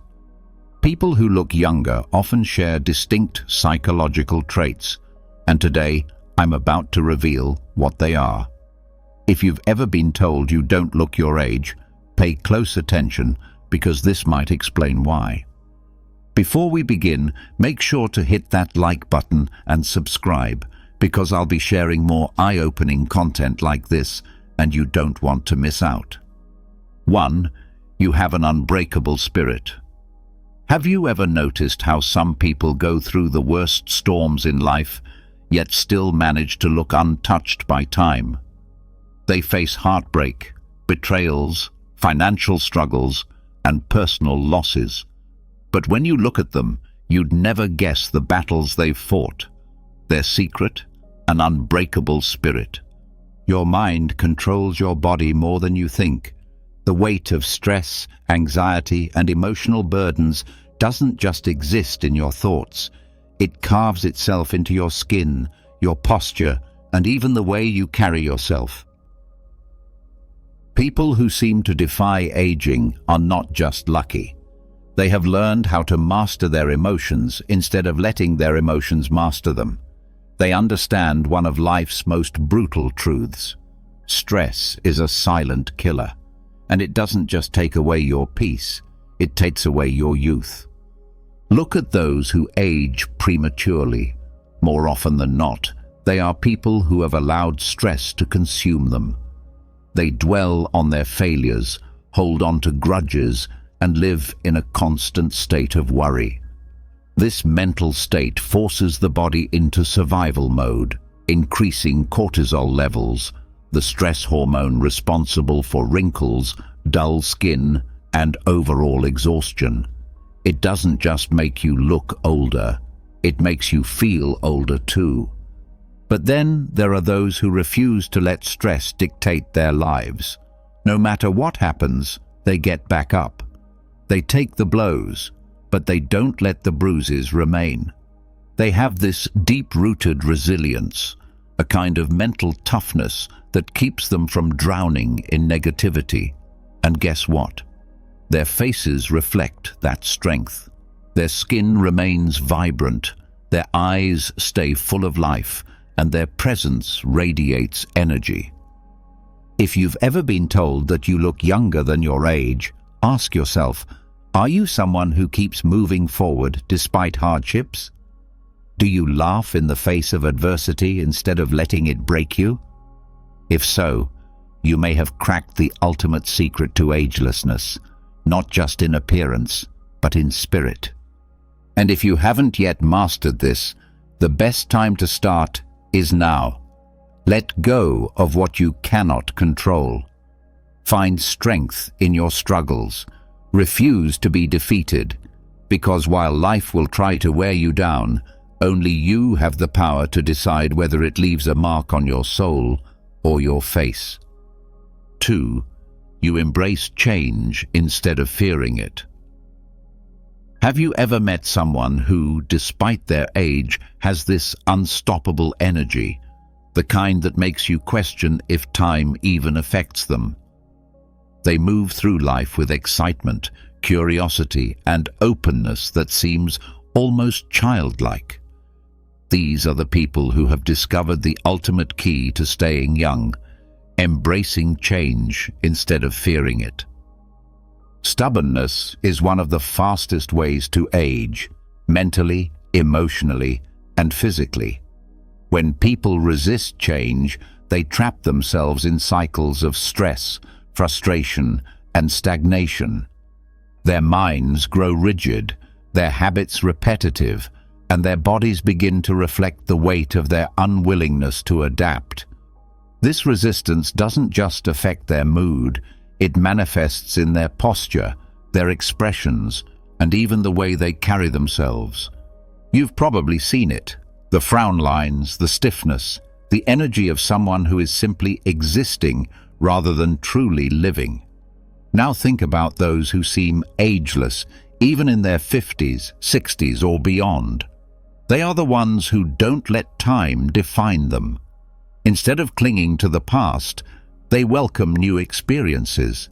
Instead of saying, "I'm too old for this," they say, "Why not?" They are lifelong learners, willing to grow, evolve, and try things outside of their comfort zone. This flexibility isn't just good for the soul, it's a powerful anti-aging weapon. Science backs this up. People who constantly learn new skills, explore different ideas, and remain socially and intellectually engaged maintain stronger brain function and healthier bodies. Their minds stay sharp and their spirits remain lively, which naturally reflects in their appearance. There's a certain glow to someone who embraces life with open arms. Their faces don't carry the heaviness of regret or the stiffness of resistance. Instead, they radiate a youthful energy that is undeniable. So if you ever wonder why some people look much older than they are, while others seem to defy time, look at their attitude toward change. Those who resist it age faster, both inside and out. But those who flow with life, who see every twist and turn as an adventure, remain youthful not just in looks, but in spirit. The truth is, aging isn't just about the passing of years. It's about how you respond to the changes that come with them. If you refuse to evolve, you will feel old long before your time. But if you embrace the unknown, stay curious, and never let yourself grow mentally stiff, you will carry an energy that makes people wonder, what's your secret? 3. Your mind is always curious. Have you ever met someone whose energy is so vibrant, so alive, that they seem untouched by time? They could be 40, 50, or even 60, yet they have the spark of someone half their age. What's their secret? It's not just good genetics or a fancy skincare routine. It's their curiosity. Most people assume that youth is only about how you look, but that's a lie. True youth starts in the mind. The moment you stop being curious, stop asking questions, stop learning, you start aging in ways that no anti-aging cream can fix. A dull mind leads to a dull body.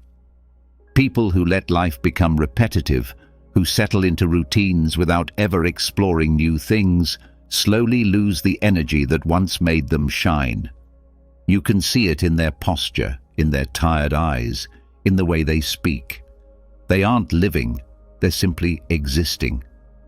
Now contrast that with someone who is endlessly curious.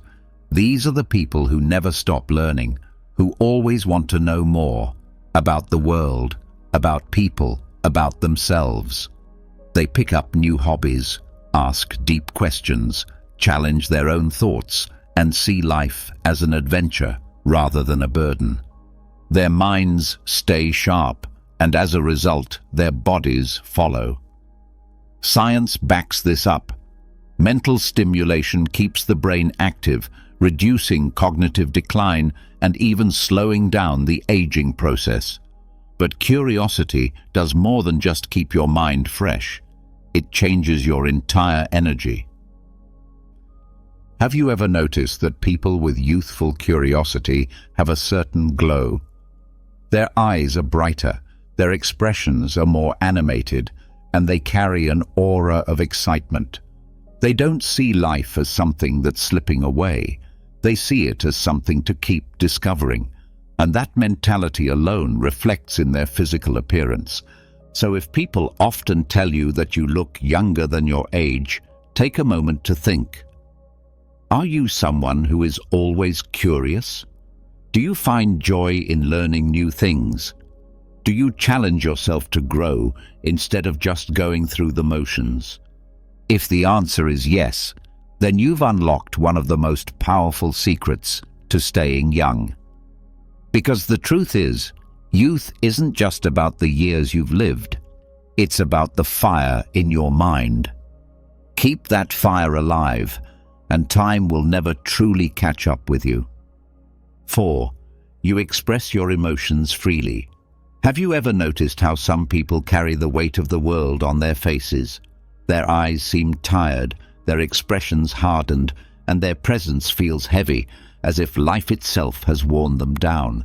Now compare them to those who look younger than their age. Their faces are lighter, their eyes brighter, and there's a softness in the way they carry themselves. What's the difference? Emotional expression.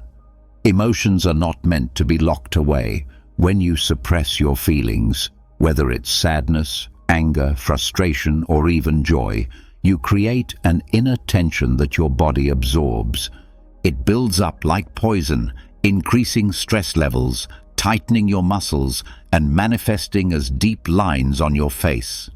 Years of unexpressed emotions don't just weigh down your mind, they physically alter your appearance. Think about someone who holds in their emotions all the time. They keep a straight face, never allowing themselves to fully laugh, cry, or speak their truth. Over time, this emotional suppression takes a toll.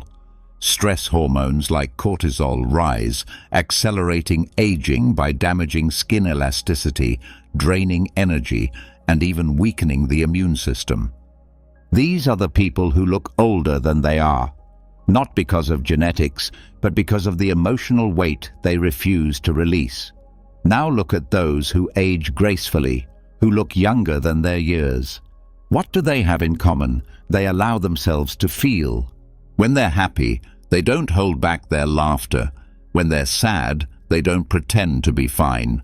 They cry, they talk, they release.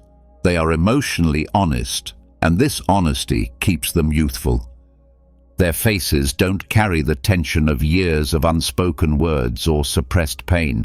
Instead, they remain expressive, vibrant, and full of life.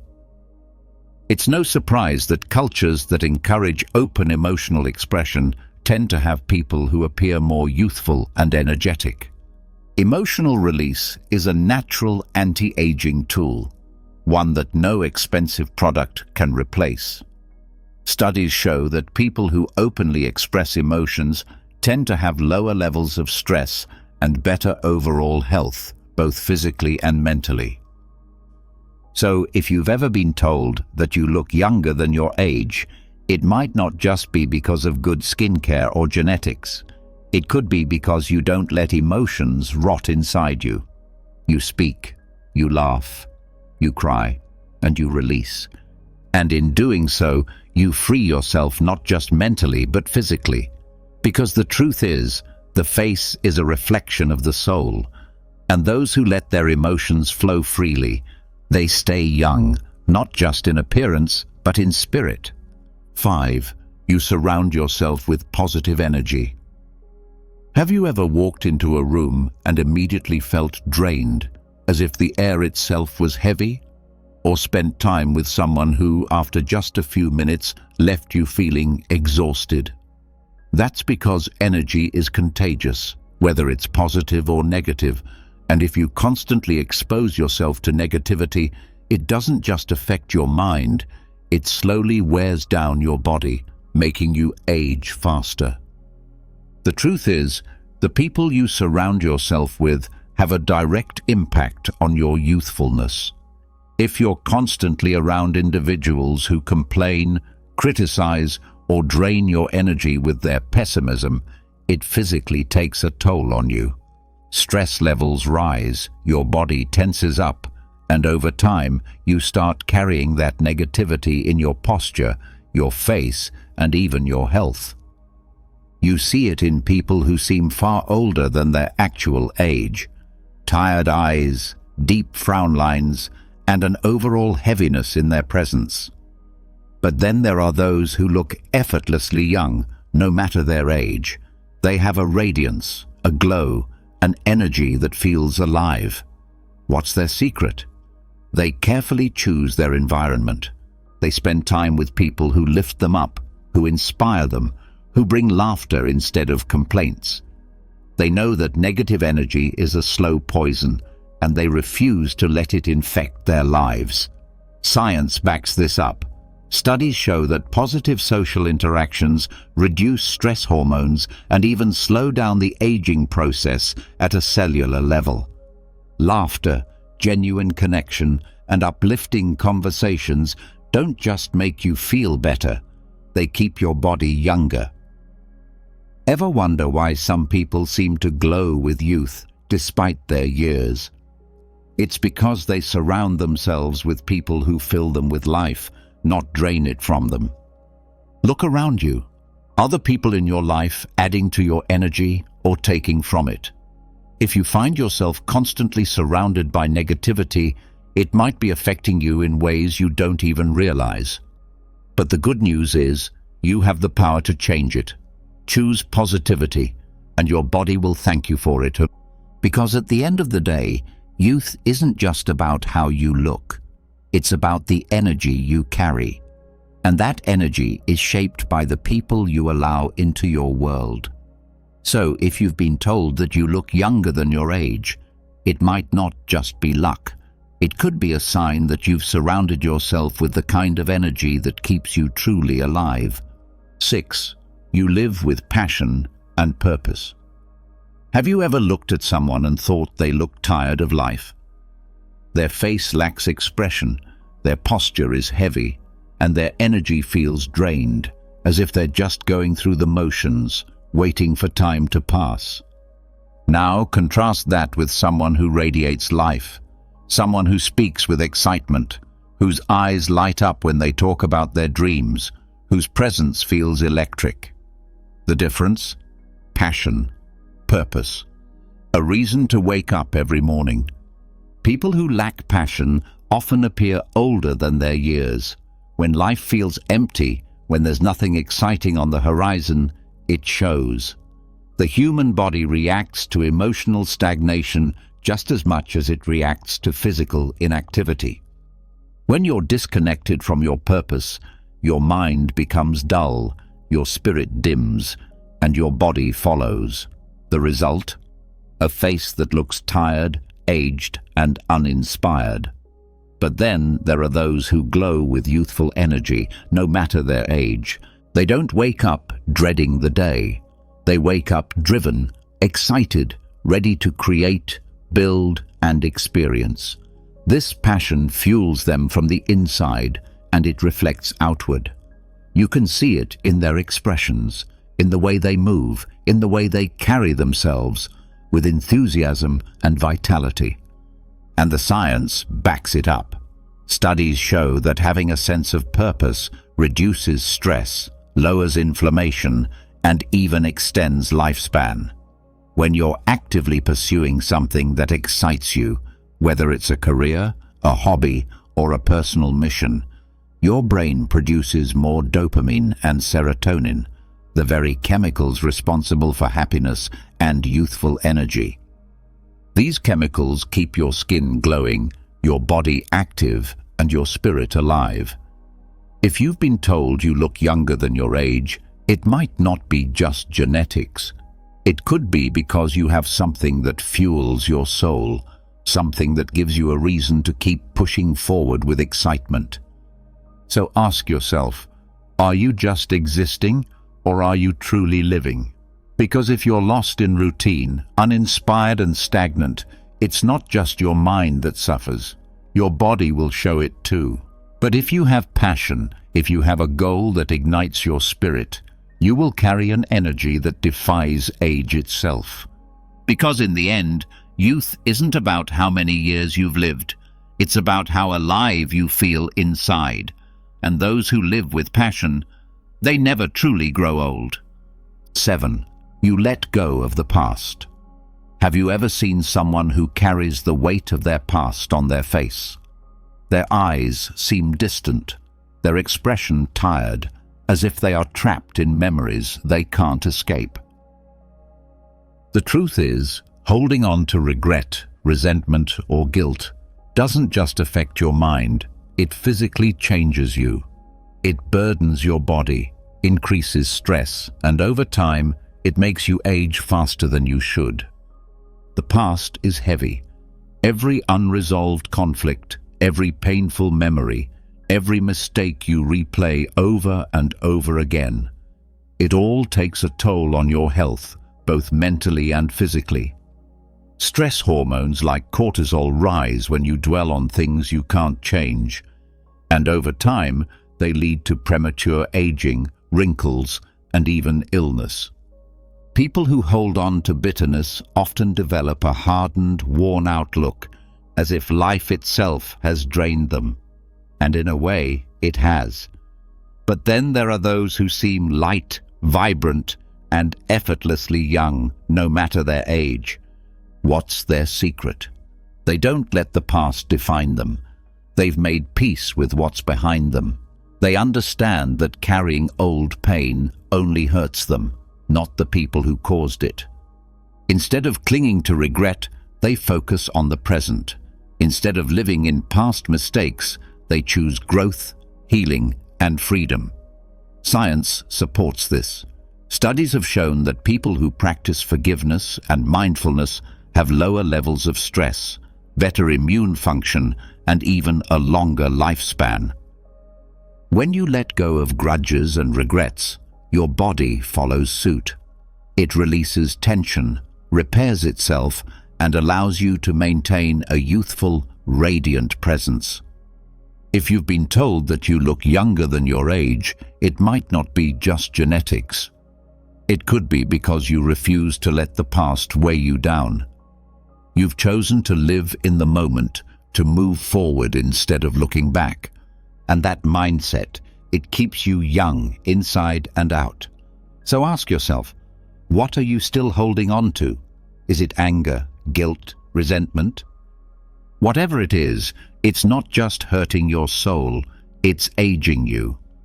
But the moment you decide to let go, to stop carrying what no longer serves you, you'll feel something incredible. Lighter, freer, younger. Because in the end, the past is a burden, and those who release it, they carry a glow that time can't touch. So if you've ever wondered why you look younger than your age, now you know. It's not just about genetics, but about your mindset, your lifestyle, and your energy. And if you don't look younger yet, maybe it's time to adopt these powerful psychological habits. If you found this video insightful, don't forget to hit that like button and subscribe for more content that reveals the hidden truths about life and psychology. Share this with someone who always gets mistaken for being younger. They might find it just as fascinating as you did. And now, tell me in the comments, what's the craziest age mistake someone has made about you? I'd love to hear your stories. Have you ever experienced a moment of such intense anger that you felt completely out of control? Perhaps when someone said something hurtful or acted in a way that deeply upset you. Have there been days when even a simple glance or a passing remark made it feel as though the entire world was against you? In today's rapidly moving and pressure-filled world, it's incredibly easy to become overwhelmed by negative emotions, from minor irritations to full-blown rage. But is there truly a way to remain steady in the midst of emotional chaos? Is it possible to live a life of calm and composure, untouched by the actions or words of others? Can we really protect our inner peace from external disturbances? Stoicism, an ancient yet deeply relevant school of philosophy, offers profound and enduring wisdom for this very challenge. Thinkers like Marcus Aurelius, Epictetus, and Seneca endured unimaginable hardships, yet they managed to preserve a state of inner calm by embracing the principles of Stoic thought. Today, we'll delve into 7 practical approaches designed not just to help you manage your emotions, but to truly master them, to gain unwavering control over your inner world. What I'm about to share goes far beyond theoretical musings. These are timeless lessons drawn from the depths of Stoic philosophy, carefully transformed into practical insights that you can apply immediately.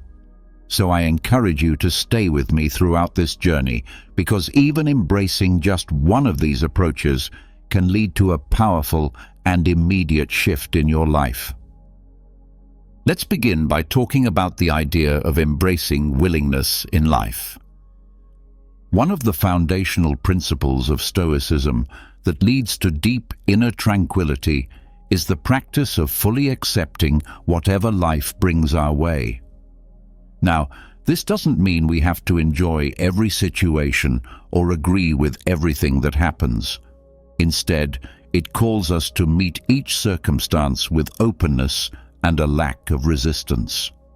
Marcus Aurelius, in his Meditations, encourages us to accept the things to which fate binds us and to love the people fate connects us with, but to do so wholeheartedly and sincerely. This type of acceptance is essential for breaking the cycle of anger and frustration. Picture yourself performing a mundane task like washing the dishes. If you do it begrudgingly, each plate becomes a source of resentment. But if you engage in the task with a willing spirit and a sense of gratitude, even this simple act becomes peaceful. Epictetus, in his discourses, teaches us not to wish for events to happen as we want them to, but to want them to happen as they do. Because in doing so, life begins to flow more harmoniously. This is the essence of willingness, moving with the current of life rather than resisting it. Practically speaking, this mindset can shift how we respond to uncomfortable moments. Imagine being stuck in traffic. If you allow yourself to dwell in irritation over the delay, your frustration only grows. But if you view the situation as an opportunity to listen to an audiobook, a favorite podcast, or to simply reflect, you instantly take back control over your experience. When we begin to accept life as it is, stress loses its grip on us. A critical part of developing willingness is clarifying our purpose. Instead of chasing fleeting desires or short-term goals, we can focus on a higher vision, a guiding purpose that informs all our actions. Ask yourself, what is the life I am striving to build? What vision am I aligning with? Unlike personal ambitions that might bring momentary satisfaction, a true vision encompasses the entirety of your being. When you live with a grand, meaningful purpose, each action becomes voluntary. You understand that even the hard or unpleasant moments are contributing to something greater. You're no longer just reacting, you're choosing. Think about the difference between doing something out of obligation versus doing something from the heart. If you're meeting a deadline at work under pressure, the task can feel heavy. But when you volunteer to help someone or support a cause you believe in, even the most difficult tasks feel fulfilling. The action may be the same, but the intention transforms your experience. I choose to do this becomes your sanctuary. I have to do this becomes your torment. Try applying this perspective to your daily life. When someone says something offensive, you face a fork in the road. You can let that comment dictate your emotions and lash out in anger, or you can see it as a moment to practice acceptance and inner strength. Remind yourself, this person is acting according to their own character, but I choose not to let it disturb my own. Accepting life's circumstances as they unfold does not mean giving up on self-improvement or letting go of the drive to better your circumstances. Rather, it means recognizing that while some things are beyond your control, your response is always within your power. This understanding is incredibly freeing. It reduces stress and empowers you to focus your energy where it matters most. For instance, if you're criticized at work, you can take it as a personal attack, or you can see it as an opportunity for growth. Your peace of mind isn't determined by what happens to you, but by how you interpret and respond to it. Embracing willingness is a process. It doesn't happen overnight. Start small. Accept when you make a mistake. Welcome life's little challenges as opportunities to strengthen your character. Learn to greet inconveniences with calm and patience. As you gradually develop this mindset, you'll find that anger has less power over you. External circumstances won't shake you as easily. Instead, you'll discover a growing, quiet power within yourself, the kind of power that allows you to live life by your own design. Now let's talk about the second principle, the importance of stopping the habit of judging others. Have you ever paused to reflect on why it's so easy to feel annoyed, frustrated, or angry with the people around you? It often comes down to a simple truth. We are constantly judging others. Think about how many times a day you tell yourself that someone is rude, selfish, slow, or untrustworthy. These judgments don't just affect how we view others, they create emotional turmoil within us. From a Stoic perspective, letting go of judgment is one of the most effective ways to free ourselves from unnecessary emotional suffering. Humans naturally interpret the world through their own subjective lens. When someone acts in a way that doesn't align with our expectations, our instinct is to label them, to assign blame, fault, or flaw. Let's say someone is driving slowly in front of you. The first thought might be that they're being thoughtless or stupid. But what if they're a new driver? Or what if they're driving carefully because they have children in the car? The reality is that external events do not dictate our emotions. It's our interpretation that does. Judging others adds an unnecessary emotional burden. These judgments aren't just passing thoughts, they are seeds that grow into frustration, anger, and resentment. Take, for example, a coworker who often arrives late. If your judgment is that they're lazy or inconsiderate, your irritation will build with each passing day. But if you take a moment to consider that they might be caring for someone who's unwell or facing struggles you don't know about, your attitude softens. This shift in perspective doesn't mean you're excusing poor behavior. It means you're choosing not to let it rob you of your peace. You begin to see that judging others does more harm to you than to the person being judged. By releasing the need to label others, you unburden your mind and heart. When we stop judging, we open the door to greater compassion, not just for others, but for ourselves as well. Stoicism teaches us that we can't control other people's actions, but we can always choose how we respond. When we judge less and understand more, we create space for patience, empathy, and emotional resilience. This doesn't mean abandoning discernment or allowing others to walk over you. It means stepping back from the reflex to immediately categorize someone as good or bad based on a single action. People are complex, just like you.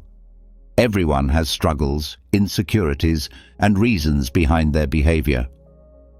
Ultimately, letting go of judgment is about choosing peace over irritation.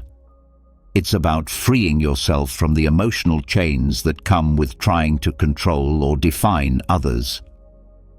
When you stop judging, you stop absorbing unnecessary negativity. And in that space of neutrality, you find clarity, calm, and strength. Stay with me as we continue exploring more powerful Stoic practices that can transform not only your emotional world, but your entire life. These teachings aren't just about philosophy. They're about creating a life of stability, depth, and enduring inner peace. Stoicism doesn't instruct us to ignore our problems. It teaches us to see them with greater clarity and understanding. Marcus Aurelius wisely observed that we always possess the option of withholding our opinion. There is never a true necessity to become agitated or to disturb your inner peace over matters beyond your control. No one is entirely virtuous or completely flawed. People are a blend of actions, influenced heavily by their life experiences, surroundings, and level of awareness. Think back to a time when you didn't show up as your best self. Maybe you were exhausted, overwhelmed, or just having a particularly rough day. In the same way, others' actions are rarely a reflection of who they are at their core, but more often a response to the situations they're facing.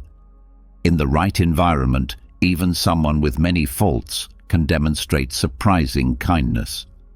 On the flip side, even those who are usually composed and kind can falter under pressure. Consider this. You're at a restaurant and the server accidentally spills water across your table. Your immediate reaction might be irritation or anger. How careless!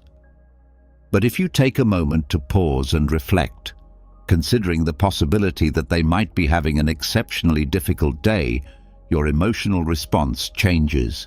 You feel lighter. This is the quiet but profound power of releasing judgment. Not only does it lift the burden of discomfort from your shoulders, but it also deepens your empathy toward others. To be clear, letting go of judgment doesn't equate to justifying wrongdoing. It means choosing not to let the actions of others take control of your inner world. You can still recognize poor behavior and distinguish right from wrong without allowing negativity to poison your mind. As Marcus Aurelius also noted, the best form of revenge is to remain unlike the one who committed the harm. The most dignified and powerful response to being wronged isn't retaliation. It's maintaining your grace and self-control. So how do we put this principle of non-judgment into action. The first and most essential step is awareness. When you notice yourself beginning to form a judgment about someone, ask yourself honestly, is this thought necessary? Is it helping me in any meaningful way? Then try to shift your point of view. Put yourself in the other person's situation. What might they be going through that you don't see or understand? Remember too that the richness of life comes from diversity. The fact that someone behaves, thinks or reacts differently than you doesn't automatically make them wrong. It simply makes them different. And not every difference needs to be analyzed or emotionally charged. Often, it's not worth your energy or your peace. Letting go of judgment is ultimately about freeing yourself from carrying unnecessary emotional burdens. It's about learning to release the weight of irritation and resentment. The next time someone gets under your skin, pause, breathe deeply, and ask yourself honestly, is this emotional reaction really worth it?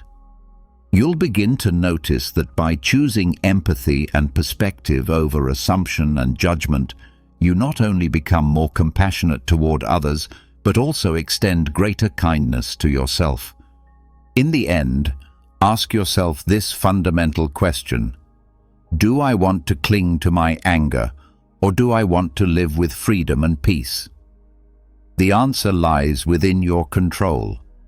When you release the habit of judging others, you naturally begin to loosen your grip on the desire to control. This opens your eyes to a powerful truth. Much of the tension and disappointment in life comes from our expectation that others should behave according to our preferences. But life doesn't function on our terms.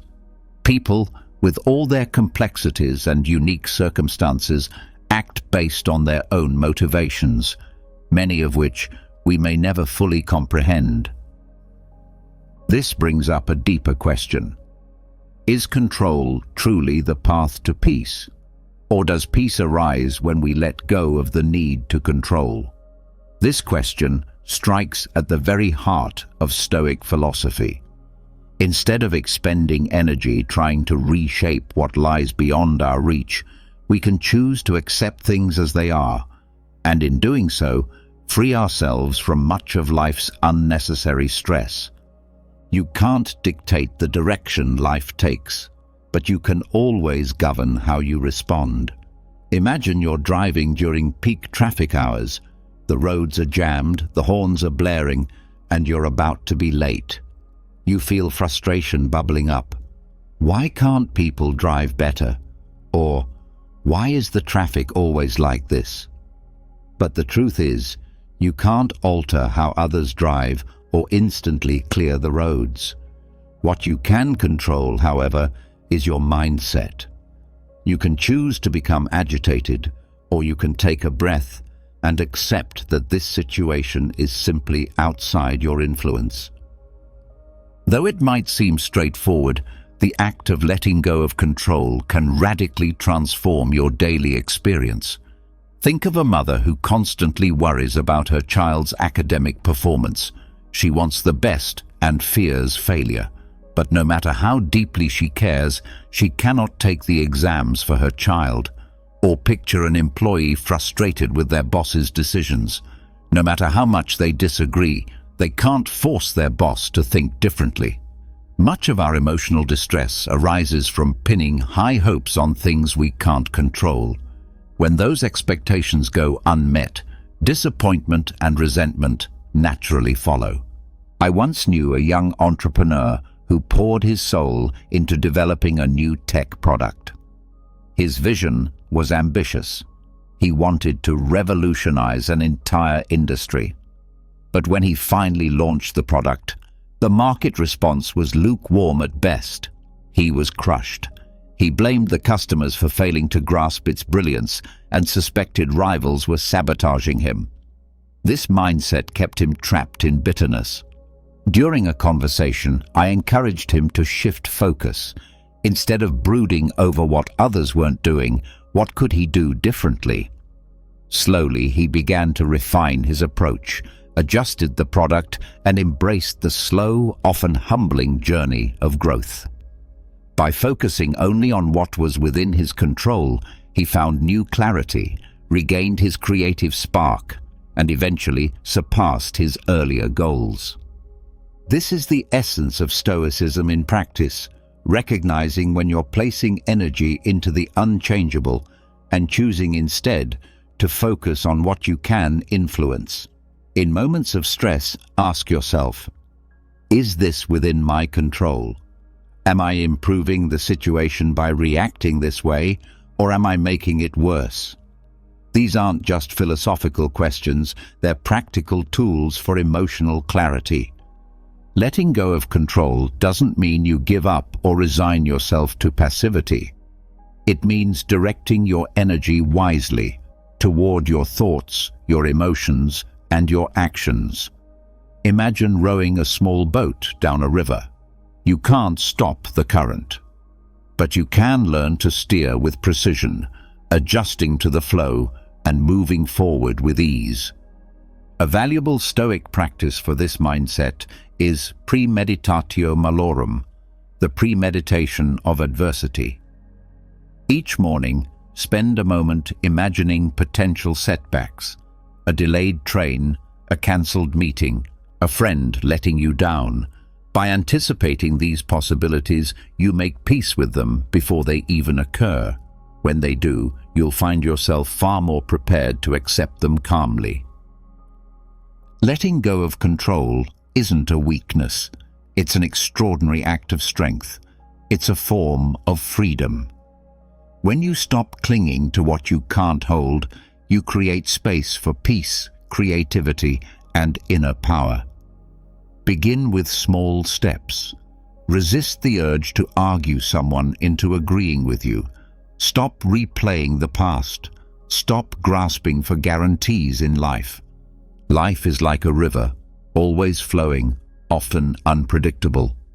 But when you learn to stop resisting and instead navigate with grace, you discover that peace isn't something you need to chase. It's something you create, moment by moment, choice by choice. When people don't act the way we expect them to, it's easy to feel upset or disappointed. But have you ever paused to wonder why we even expect perfection from others or the world around us? According to Stoic philosophy, this expectation of perfection is not only unrealistic, but also a major source of emotional suffering. The idea that everything should go according to our standards is an illusion, and by recognizing this, we begin to free ourselves from the negative emotions that arise when reality doesn't meet our demands.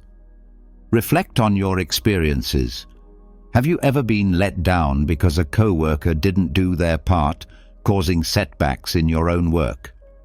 Or maybe you felt hurt when someone close to you didn't keep a promise or said something unkind.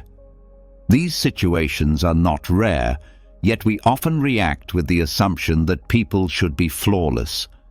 But is that a fair expectation? The Stoic philosopher Epictetus teaches that it's not the events themselves that disturb us, but rather our judgments about those events. Our anger and frustration don't come from what people do, but from how we choose to view their actions. The world is naturally messy, unpredictable, and flawed. It was never meant to function according to our preferences. Trying to mold it to our will only leads to suffering. Let's consider a specific case. Imagine you spent days preparing for a vital presentation. You gave it your all, but right before it began, the colleague in charge of the supporting materials made some critical mistakes or left out important content. The initial reaction might be overwhelming frustration. You might think, how could they be so careless after all my effort? But from a Stoic viewpoint, this reaction doesn't serve you. The mistake has already happened, and blaming someone else only increases your distress. A more empowering response would be to ask, what can I do right now to make the best of this situation? Accepting that people make mistakes allows you to stay calm and think clearly, which in turn helps you find better solutions. Stoicism teaches that our focus should remain on what we can control. Marcus Aurelius, the Stoic emperor, advised that we begin each day by reminding ourselves we will likely encounter rudeness, ingratitude, arrogance, betrayal, hostility, and selfishness. These aren't exceptions to the rule, they are part of life. He explained that such behaviors stem from ignorance, from a lack of understanding about what is truly good or bad. By anticipating these imperfections, we mentally prepare ourselves to respond with patience and strength. This isn't about being negative, it's about being realistic and equipping ourselves emotionally to handle life's unpredictability. Embracing the world's imperfections can also change the way we handle everyday conflicts. When someone fails to keep a promise, rather than immediately feeling betrayed, you can remind yourself that everyone is fighting battles you can't see. If you're feeling misunderstood, resist the urge to become defensive. Instead, calmly try to clarify your thoughts. Perhaps the other person didn't mean to offend, but simply didn't grasp your perspective. If someone is rude or critical, ask yourself whether their words truly injure you or whether it's your own interpretation that's creating the pain. To accept imperfection doesn't mean we stop trying to grow or improve the world around us. On the contrary, this mindset liberates us. When we stop demanding that others meet our personal standards, we free ourselves from constant disappointment and can instead invest our energy in what truly matters. Take personal relationships, for example. We often expect our partner to understand us completely, to instinctively know our feelings and needs. But even the most loving person can't read your mind. When you stop blaming them for not meeting your unspoken expectations and instead ask yourself whether you could express your needs more clearly, you not only reduce frustration, but also strengthen your relationship through better communication. When we truly embrace imperfection, we begin to find beauty in flaws. The coworker who forgets deadlines, the friend who lets you down, the stranger who speaks harshly, all of these become chances to practice compassion and resilience. Ask yourself, have I ever made mistakes? If you desire understanding and forgiveness from others, shouldn't you be willing to extend the same to them? This shift in thinking reminds us that every human being is flawed, just as we are, and most are doing the best they can with the circumstances they face. Seneca, another great Stoic thinker, said that true freedom belongs to the brave. Having the courage to face and accept imperfection is not only a sign of compassion, it is a key to inner peace. You don't need a perfect world to be happy. When you stop expecting perfection from people or from life, you take a massive weight off your shoulders. Marcus Aurelius noted that your life's happiness depends on the quality of your thoughts. By training your mind to accept life as it is, not as you wish it to be, you begin to find peace amidst the chaos. This approach doesn't mean settling for less or tolerating harmful behavior. Rather, it's about mastering the art of living, one based on clarity, patience, and wisdom. As we start to accept the world's flaws, we arrive at a deeper realization. The way we feel about life's events is not dictated by the events themselves, but by our internal responses. This leads us to an even more personal challenge, learning to take responsibility for our emotions. The outside world is full of disorder, and people will often fail to meet our expectations. Things will rarely go exactly as we plan, but must these things shake us to our core? Accepting life's external imperfections is one part of the equation. The more difficult and more rewarding part is learning to regulate how we respond emotionally to what happens around us. This brings up a vital question. Who really controls your feelings? You or the circumstances you encounter? Stoic philosophy urges us to confront this truth head-on. Picture yourself standing in a crowded supermarket line on a hectic weekend. The place is buzzing with noise and stress. Suddenly, someone cuts in front of you without saying a word. No apology, no acknowledgement. Almost immediately, you feel a surge of irritation. You might think, "How rude." The impulse to speak up angrily or to stew in frustration is strong. But here's where you can take a pause and reflect. Is this person's inconsiderate action really worth disrupting your peace? They may have acted poorly, but your emotions are still your responsibility. Why should you allow their behavior to take charge of how you feel? If you choose calmness, you'll notice something powerful. The irritation begins to melt away. That person may continue without ever realizing what they did, but their behavior no longer has any control over your mood. The cue may take a few minutes longer, but your inner stability remains untouched.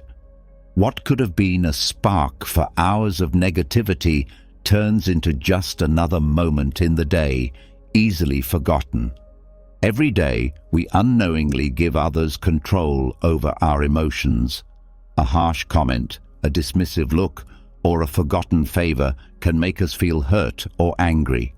But why do we give other people such power over our emotional state? Marcus Aurelius, emperor and philosopher, reminded us that we have complete control over our minds, even if we can't control outside events. In that control lies our strength. His insight reveals a timeless truth. While you can't determine how others behave, you always have the power to choose how you respond.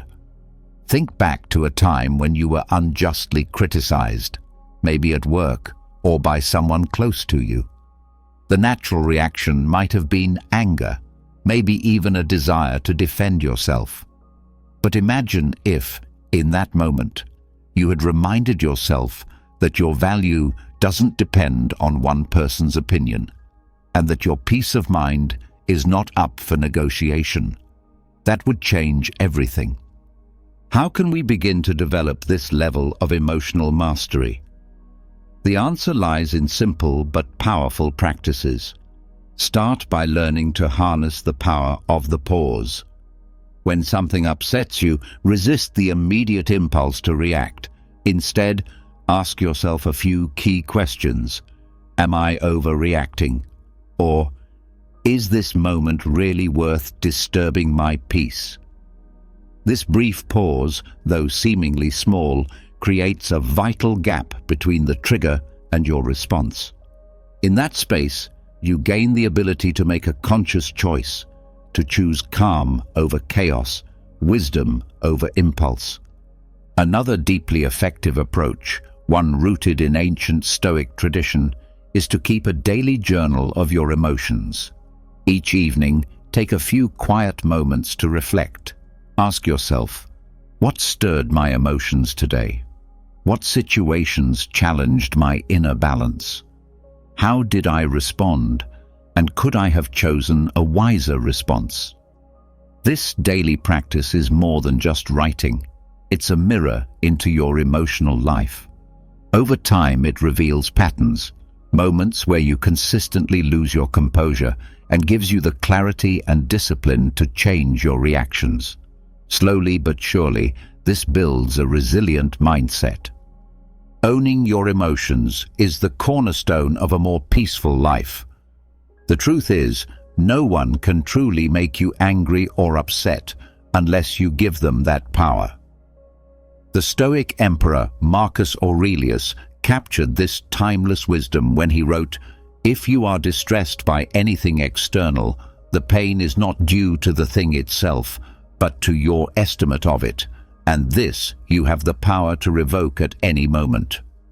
These words are not just theory, they are a call to action.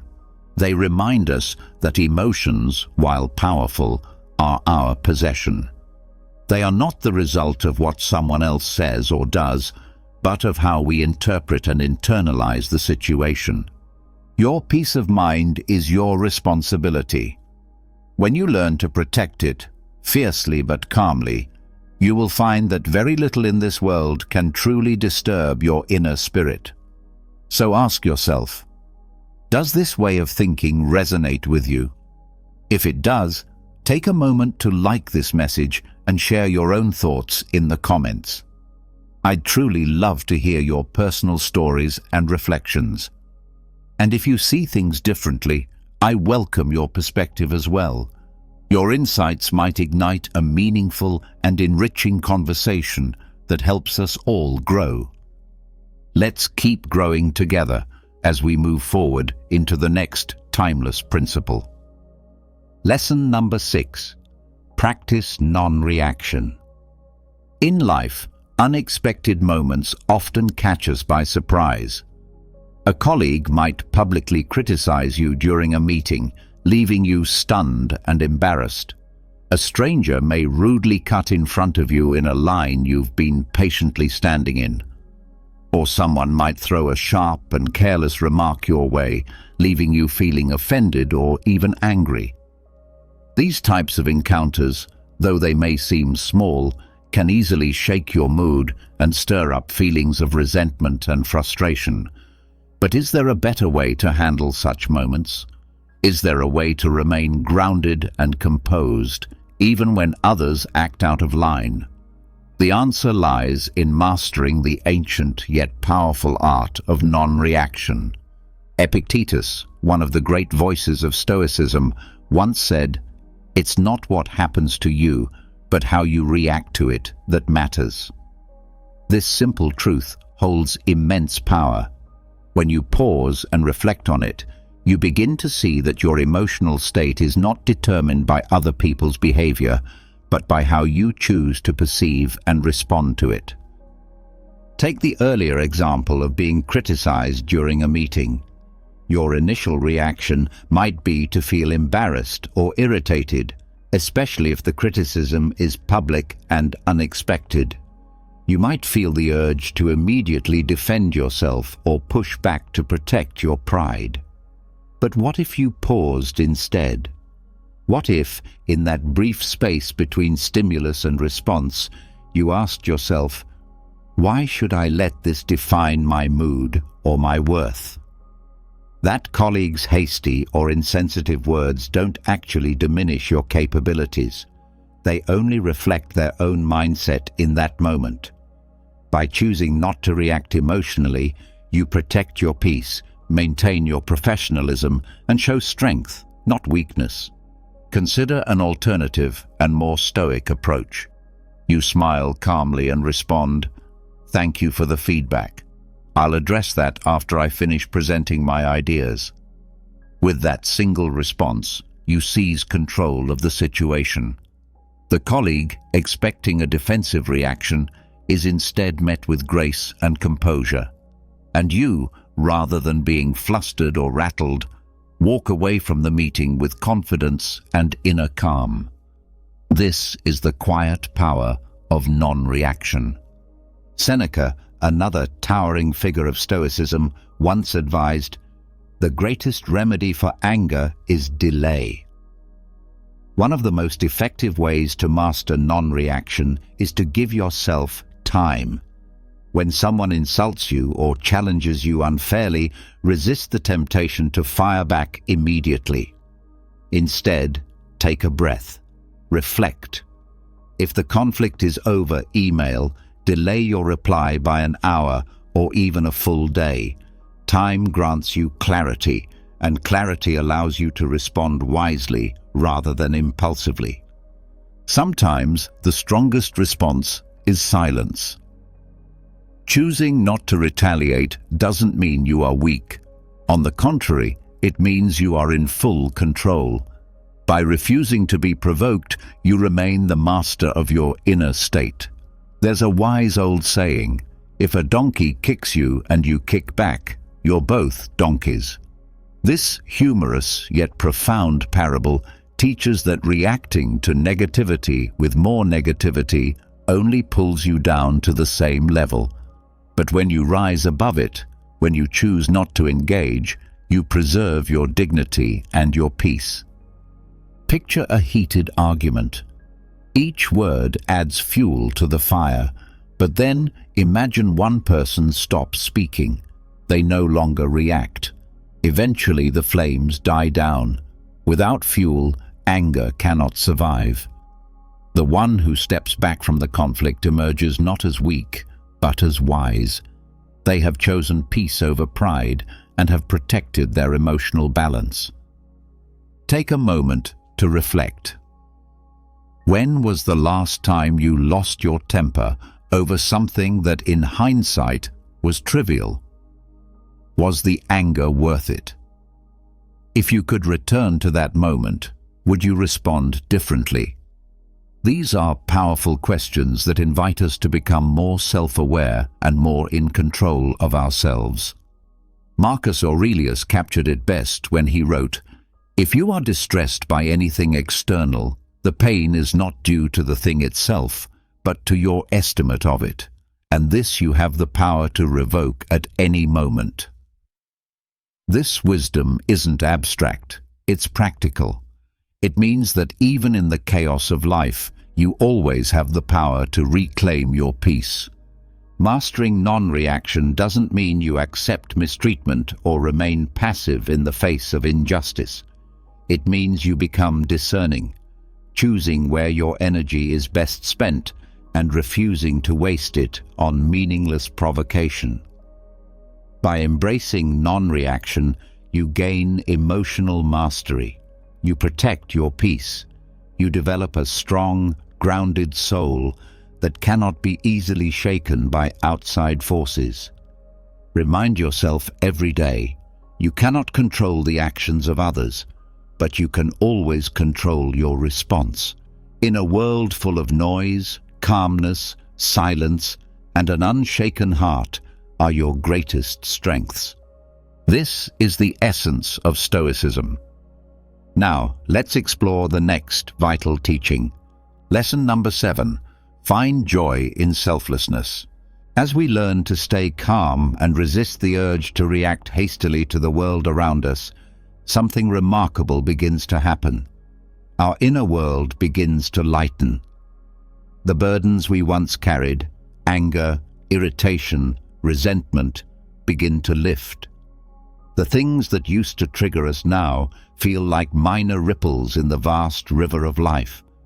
And in that space where bitterness used to reside, something new and beautiful takes root. A quiet, radiant joy. The joy of understanding, of compassion, and of giving without expectation.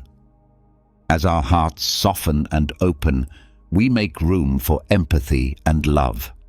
We begin to see that sometimes the most powerful way to protect our peace is to simply forgive, to let go, to offer kindness even when it is not returned. This is not weakness, it is transcendence. It is the mind finding clarity and the heart expanding to embrace others, even those who fall short. Marcus Aurelius beautifully reminds us in his writings that when we wake in the morning, we should take a moment to reflect on the privilege of being alive, to think, to experience joy, and to love. These are gifts that each new day provides. These simple yet profound words serve as a gentle reminder of the blessings life offers us. Every morning is an opportunity to love, to help others, and to live with a heart that is more open and receptive than it was the day before. Through the lens of Marcus Aurelius, forgiveness is not something distant or difficult to attain. It is simply an awareness that helping others brings joy, not just to them, but also to ourselves. I recall a story about a friend who worked in a highly stressful environment where he was frequently criticized, sometimes unfairly, by his colleagues. Instead of responding with anger or frustration, he chose to pause and reflect. He asked himself, "Are they going through something that I don't know about?" One day, he learned that a colleague who had been particularly critical was facing severe financial struggles. This revelation changed his entire perspective. Rather than retaliating, he chose to remain silent, to listen, and even offered help when he could. Over time, this approach not only improved their relationship, but also created a more positive and less tense atmosphere in the workplace. The same principle can be applied to our family lives. Minor disagreements in families often have the potential to escalate into major arguments. Imagine having a relative who constantly criticizes you, no matter what you do. Their words might hurt deeply, but it's important to remember that their criticism often comes from their own insecurities or struggles, rather than from a genuine desire to hurt you. When you understand this, it becomes much easier to disarm your own anger. Choosing forgiveness doesn't mean you accept wrongdoing. It means you choose not to let it dictate how you feel or control your emotional state. Anger frequently arises from our expectations of others. We expect people to behave according to our standards, but life is inherently imperfect. Everyone carries unseen burdens, and recognizing this fact allows us to let go of our expectations. Once these expectations fade, there is no longer a reason for anger to take root. The beauty of forgiveness is that it not only helps us move beyond anger, but also brings a deep sense of joy and relief. Reflect for a moment. Can you recall a time when you helped someone without expecting anything in return? How did it feel? It was likely a peaceful, fulfilling experience, one that brought a sense of purpose and joy that surpassed any material reward. Epictetus once wisely stated, "No man is free who is not master of himself." Practicing forgiveness is not only about giving to others, it is about reclaiming control over our own emotions. It is a form of spiritual freedom, a state of peace that cannot be bought with material wealth. Modern research supports this idea. People who regularly engage in acts of kindness and selflessness report higher levels of happiness. The teachings of Stoicism, which have endured for millennia, understood this truth deeply. Forgiveness is not merely a moral virtue, it is a path to a fuller, more meaningful life. Take a moment to ask yourself, can I see this situation from the other person's perspective? What might be driving their behavior? These questions, when practiced regularly, can help ease discomfort and foster understanding. When was the last time you helped someone without expecting anything in return? How did it make you feel?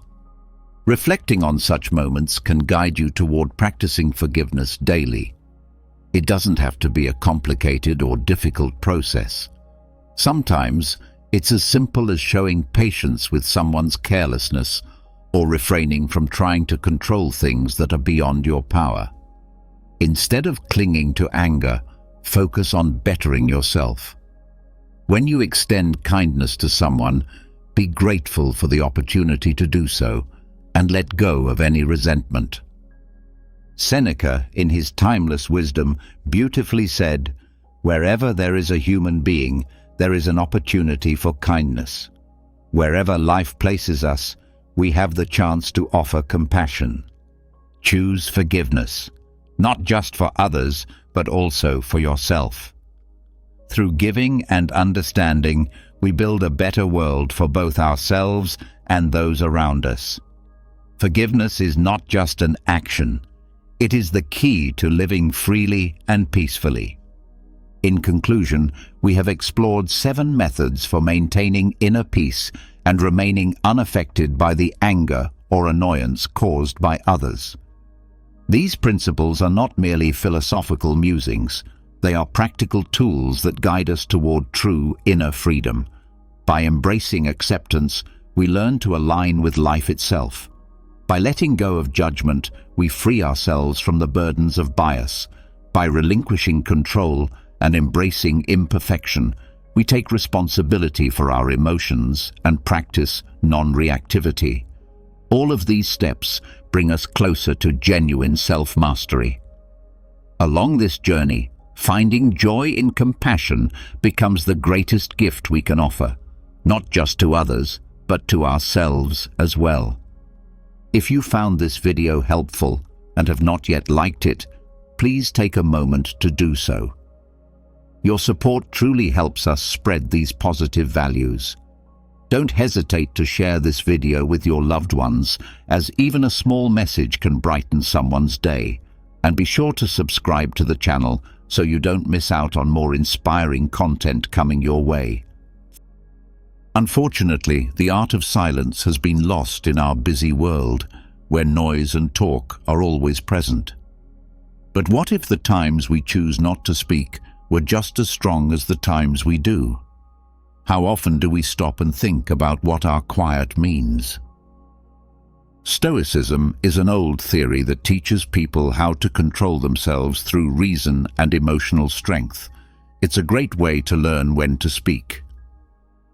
Zeno, the founder of Stoicism, said, "It's better to trip with the feet than with the tongue." This wise saying brings up a basic question. How many times have we felt bad about saying something in a hurry or out of anger? Stoicism doesn't just tell us not to do things. We owe it to ourselves to use silence as a tool for growth and peace. Imagine facing life's challenges with the calm confidence that your silence speaks louder than any words ever could. Stoic philosophy teaches that silence isn't just the absence of speech, but a deeply felt response that has been carefully chosen. It is an active, powerful force, a plan that can help ease disagreements, protect us from harm, and help us understand. But when exactly should we embrace silence? Together, we'll find out 9 key times when choosing silence is not only smart, but also life-changing. As we go deeper into these lessons, think about how practicing Stoic silence might change the way you deal with others and your own peace of mind. What if you could end a heated fight with a calm, measured silence instead of harsh words? What might a quiet pause help you say about your feelings and thoughts? Come with us as we dig up the strong times to shut up and let the knowledge of Stoicism guide us. Are you ready to learn more about the deep knowledge of Stoicism? Please leave a word before you start your journey. Number 1. When being criticized unfairly. According to Stoic philosophy, being unfairly criticized is a unique chance to become stronger and show integrity. The main ideas behind this old knowledge come from the ruler Marcus Aurelius, who once said that if something outside of you bothers you, it's not the thing itself that's hurting you, but how you think about it. He also said that you can change how you think about something at any time. Insight says that what bothers us about criticism is not the criticism itself, but how we see and respond to it. Think about this. How might changing how you see criticism make you stronger?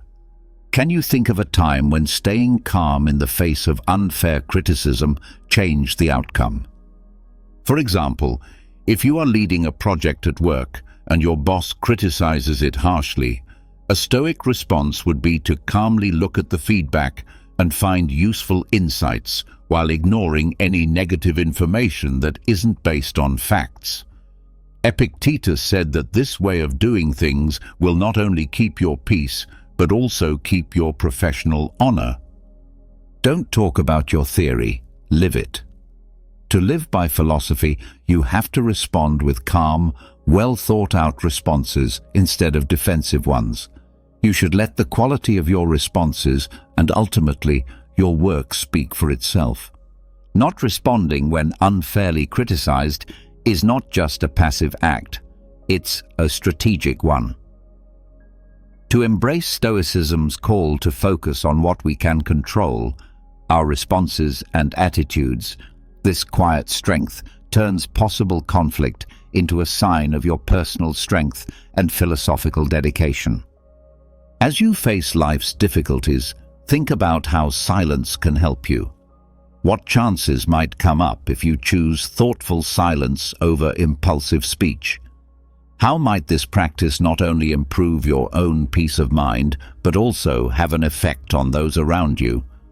By incorporating Stoic principles into our daily lives, especially when we are unfairly criticized, we align ourselves with a philosophy that values strength of character over the temporary approval of others.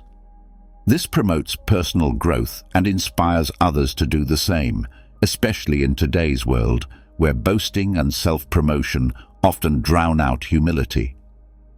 Stoicism tells us to embrace silence, and the wise Marcus Aurelius says, "Don't waste time arguing about what a good man should be one." In this light, think about how silence in response to boasts can turn a potentially ego-fueled environment into a place of self-reflection and growth. There will always be criticism in life, and it can often be a good way to learn and improve. But criticism isn't always fair, even when it's meant to hurt someone.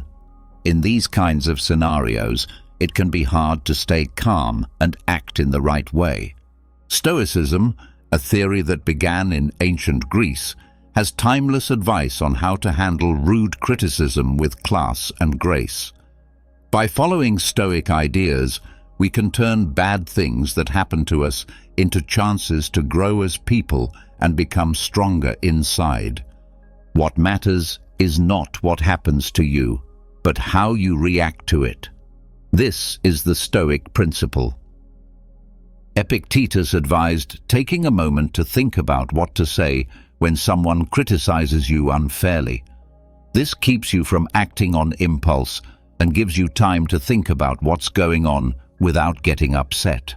Marcus Aurelius reminded us that we control our minds, not events outside of them. Understanding this truth makes us stronger.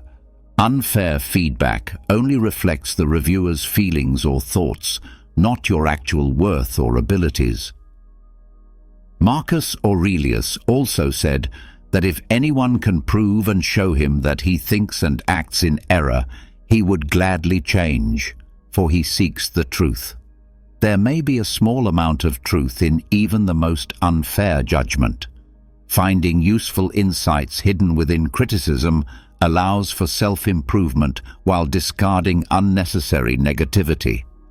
Epictetus taught that one must first learn the meaning of what they say before speaking. When someone criticizes you unfairly, staying calm and polite is essential. This shows strength and self-control while preventing unnecessary escalation. A calm response often neutralizes hostility and reflects maturity. Marcus Aurelius urged people to stop wasting time arguing about what a good man should be and instead focus on being one. Rather than dwelling on unfair criticism, redirect your energy toward your personal goals and self-improvement. You can rise above the bad things that happen and keep moving forward on your road by focusing on your own growth and virtues. It can be hard to deal with unfair criticism, but if you follow Stoic principles, you can turn these situations into chances to grow and become stronger. Remember to take a moment to think. Separate the criticism from your own worth. Look for any sliver of truth. Reply with coolness and respect, and keep your attention on your own growth.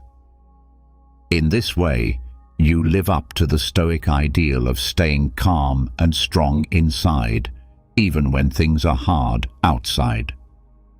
Number 2. Stoic silence in the middle of boasts. Imagine you're at a networking event where a co-worker is bragging too much about their recent raises and fancy lifestyle. You might want to counter their bravado with your own accomplishments. Stoicism teaches us the power of restraint.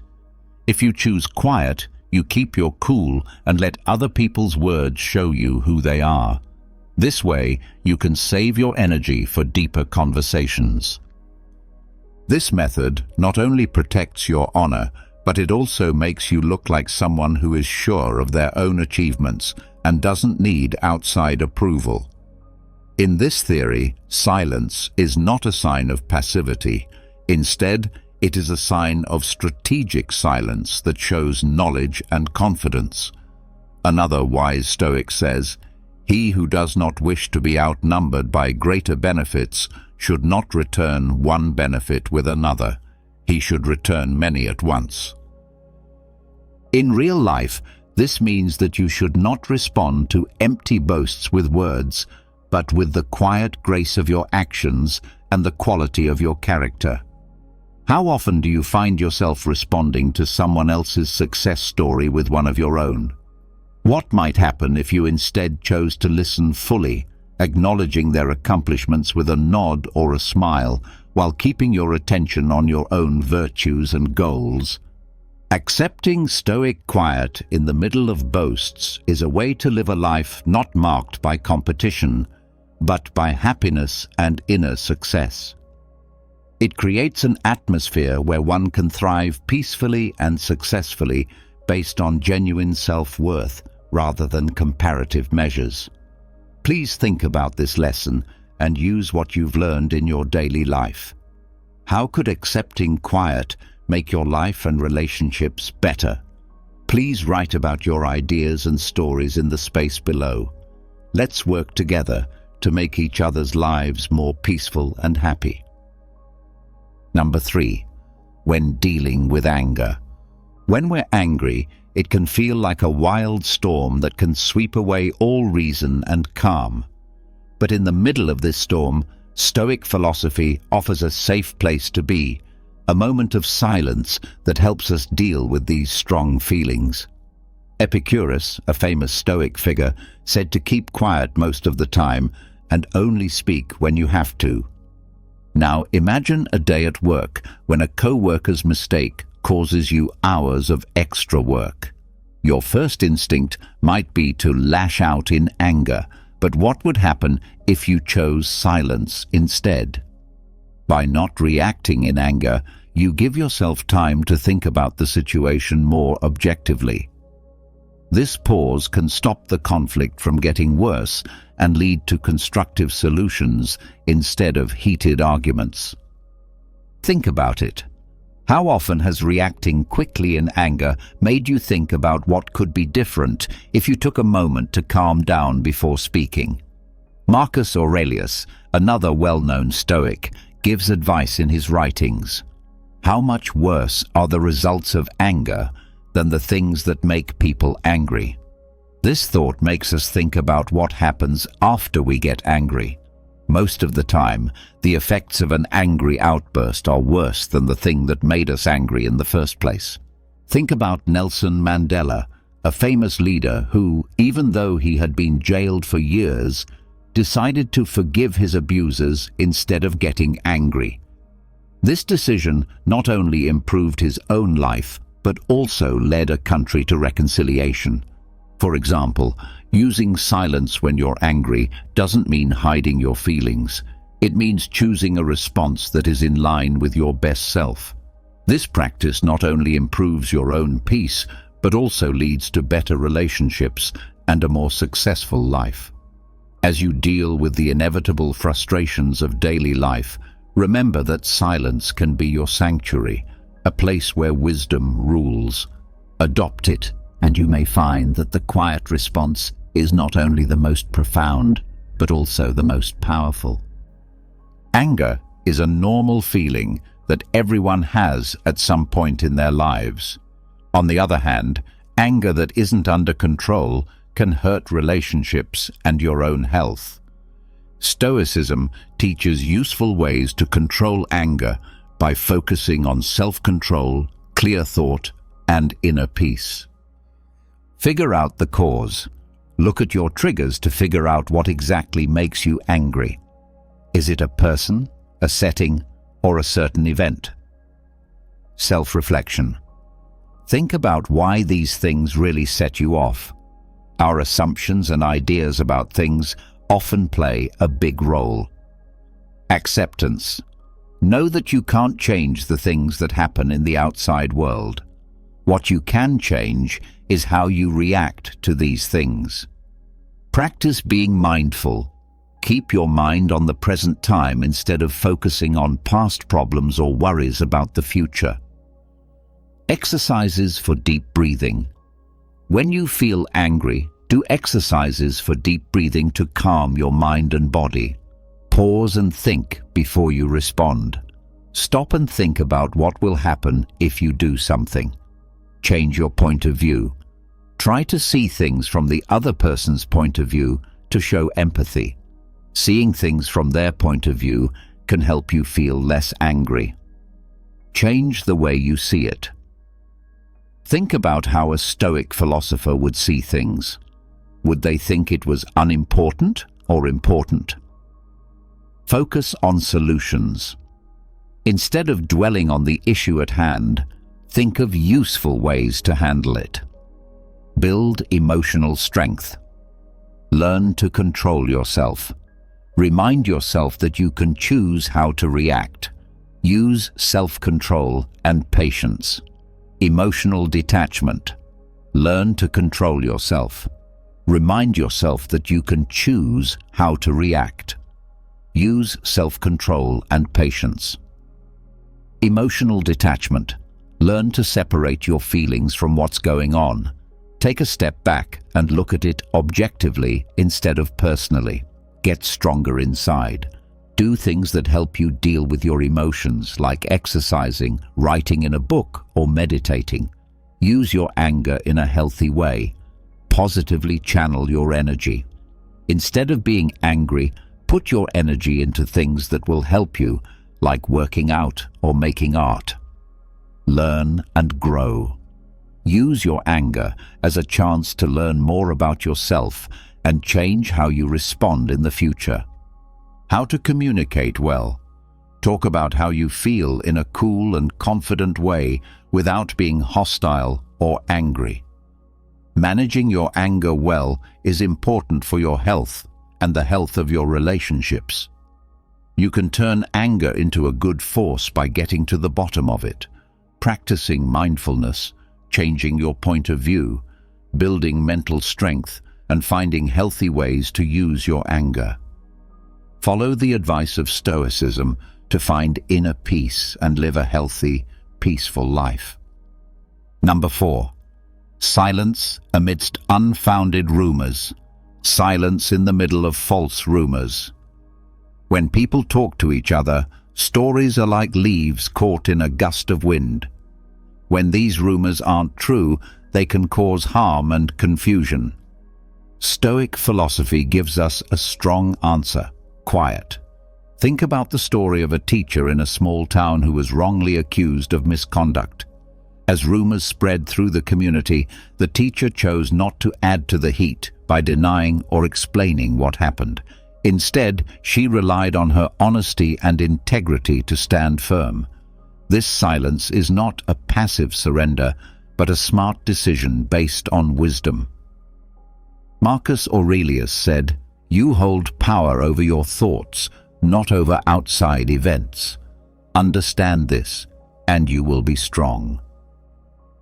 How often have we seen quickly spoken words make things worse? How might silence protect you from the arrows of false accusations? By refusing to comment, the teacher let the community's initial excitement die down. As time went on and no new proof came to light, the truth became her defense. This shows the Stoic belief that you should focus on what you can control, like your reactions and actions, instead of worrying about how stories spread, which you can't stop.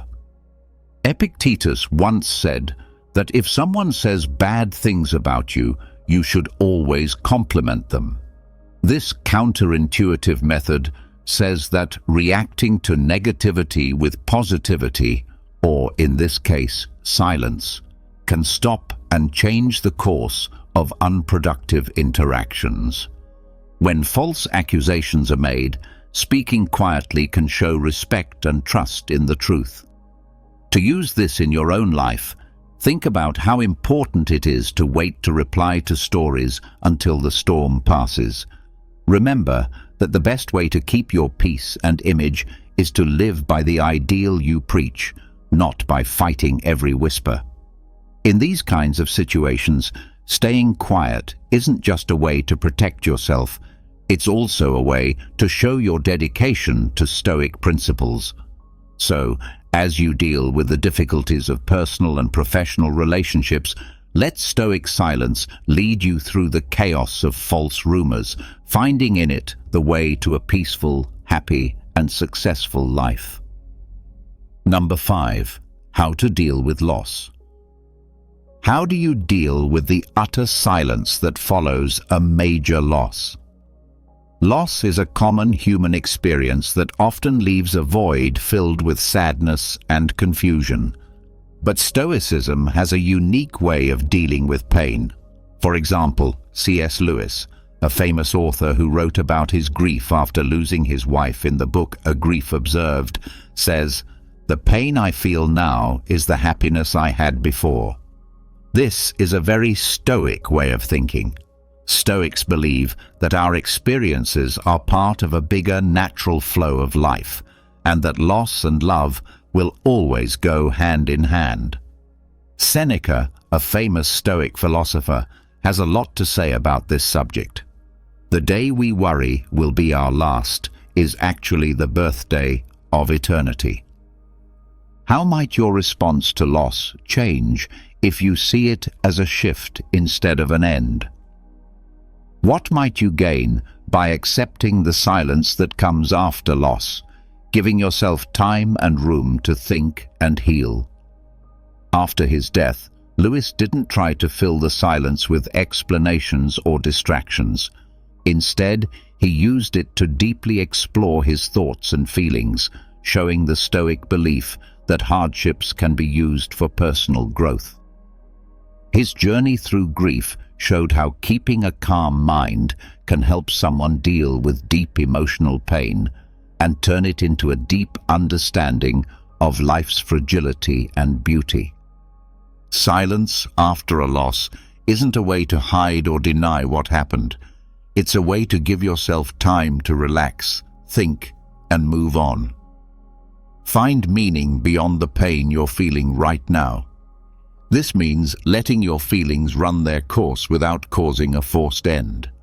Think about how you've dealt with losses in the past. How could the Stoic practice of reflective silence help you in future times of grief? How might this method change not only your own healing, but also the healing of those around you? Please share your thoughts and experiences with loss, as well as how Stoic practices may have affected your path. What lessons have you learned, and how has silence helped you get better? Let's talk about it and get better in the comments below. One of the hardest things in life is dealing with death. It's hard to deal with grief and sadness when you lose something important in your life, like a loved one, a job, or a big chance. Stoicism, an old theory started by Zeno of Citium in Athens, gives us timeless advice on how to deal with these hard times.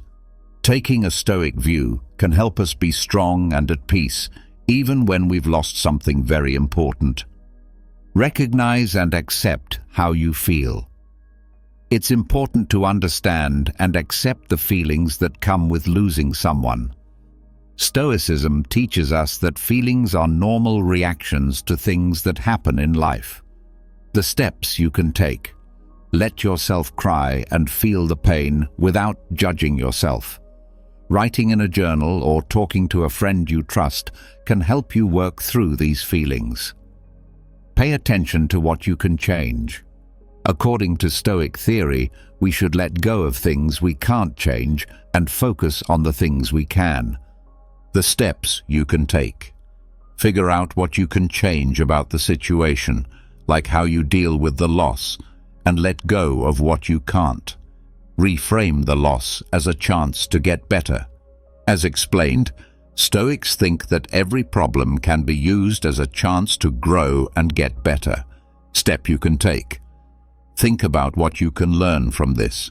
What can this loss teach you that will make you better, smarter, or more caring? Practice being thankful. Being thankful can help you stop thinking about what you've lost and start focusing on what you still have.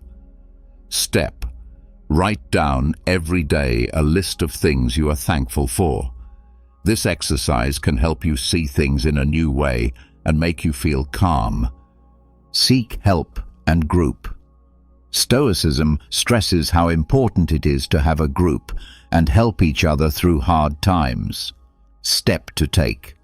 Talk to family, friends, or support groups. Talking about your problems with other people can help you feel better and less alone. It's never easy to deal with loss, but the Stoic ideas can help us be strong and resilient when we're going through the pain of loss.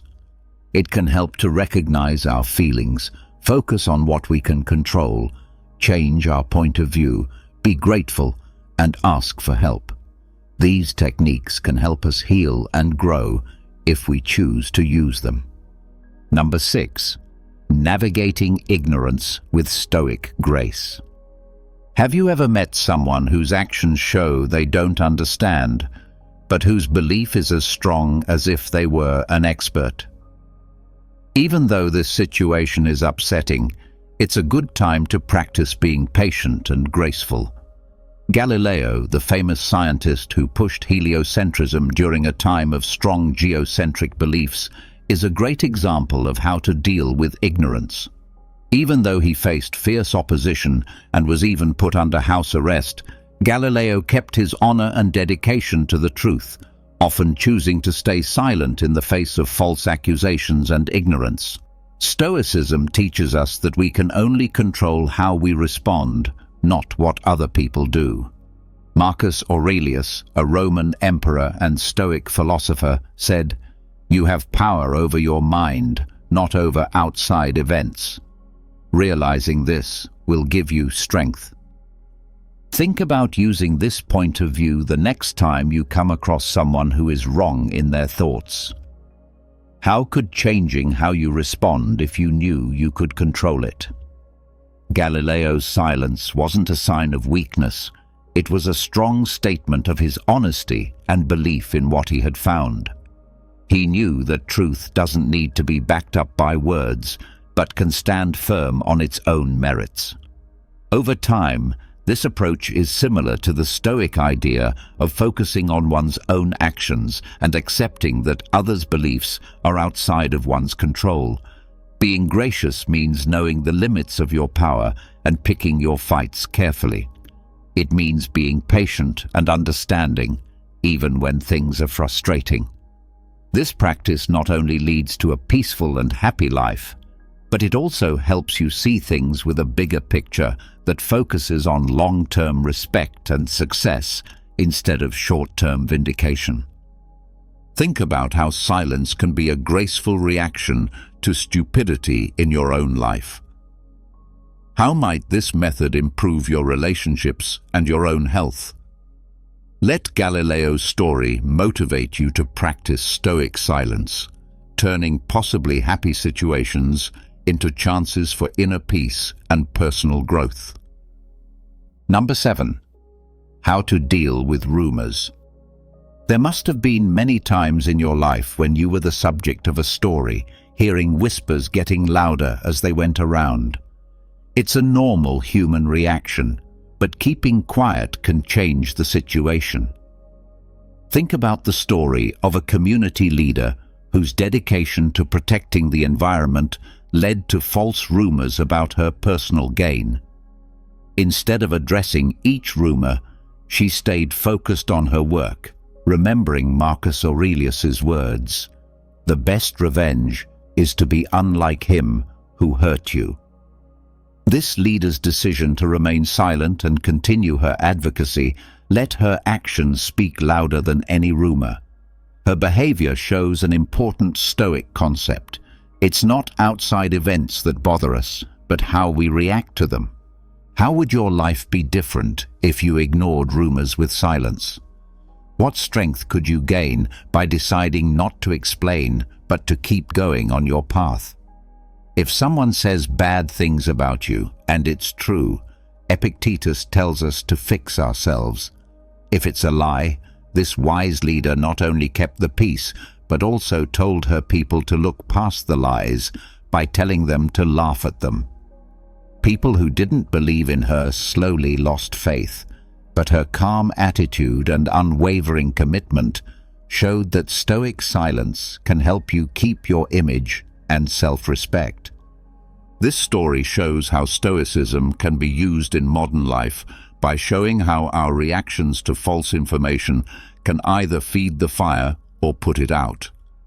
It also shows that silence is not a passive choice, but an active and powerful way to let our lives and results show what kind of person we are. Think about this approach the next time you hear rumors. How can practicing Stoic silence help you stay calm and focused? How might it change how other people see you over time?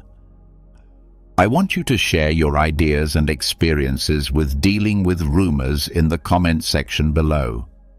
What have you learned from these events, and how has silence helped you get through them? Your ideas could help someone find their way. Rumors can spread fast, hurt your image, cause a lot of stress, and make things more confusing. It is important to come up with good ways to deal with gossip in a world where information spreads quickly. There is timeless knowledge in Stoic thought that tells us how to stay calm, collected, and logical when we face problems. Keep your emotions in check. It is important to keep your feelings in check when you hear stories. When you react quickly or strongly, it can make things worse and give the stories more weight. Instead, try to keep your emotions in check and look at the issue without bias. Pause before you answer. Take a few deep breaths and tell yourself that other people's opinions don't define your worth. Do things that calm you down, like awareness or meditation, to stay calm. Get clear and get the facts. Thoughts and details that aren't clear often feed rumors. Do not take them at face value. Instead, look into the facts, find trustworthy sources, and gather correct data to find out what the story is really about. Talk to reliable people who can give you more information before coming to a decision. Ask questions and look for proof. This method helps you react based on facts instead of guesses. Think things through before you act. How you react to a story can have a big effect on how true it is. When you act without thinking, you might misunderstand something and spread the story even more. Instead, react carefully and with a plan. Look at the situation and think about what might happen if you do something different.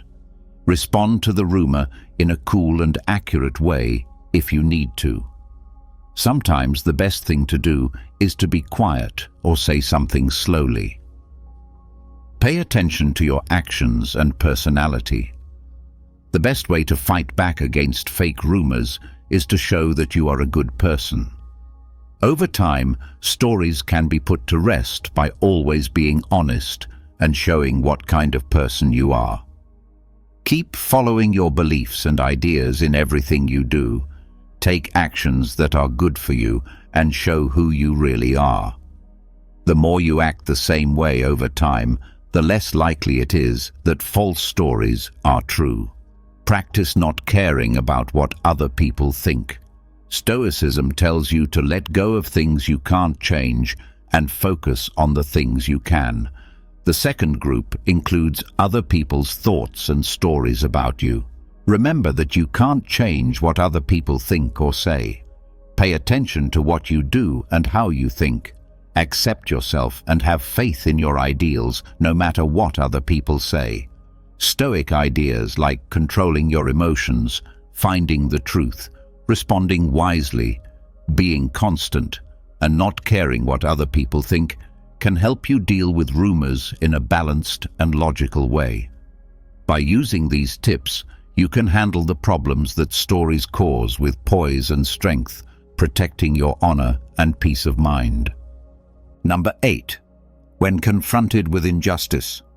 Stoic philosophy teaches us to deal with life's problems with fairness and inner strength. This is especially important when we face unfairness. As the wise Epicurean said, "Bear and forbear." This maxim tells us to go through hard times without complaining and forgive others for their mistakes. Nelson Mandela fought against racism in South Africa in a way that made this theory very clear. Mandela's long time in jail could have made him angry, but he came out as a supporter of peace and unity, showing a deep Stoic resilience. Mandela didn't just stand there and let injustice happen.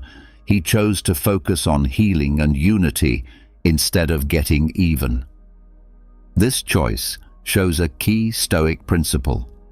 Our biggest power lies in our ability to choose how to react to outside events. How might our own lives change if we followed Mandela's lead when it comes to the unfair things that happen to us? Can we choose to show understanding and kindness even when it seems impossible?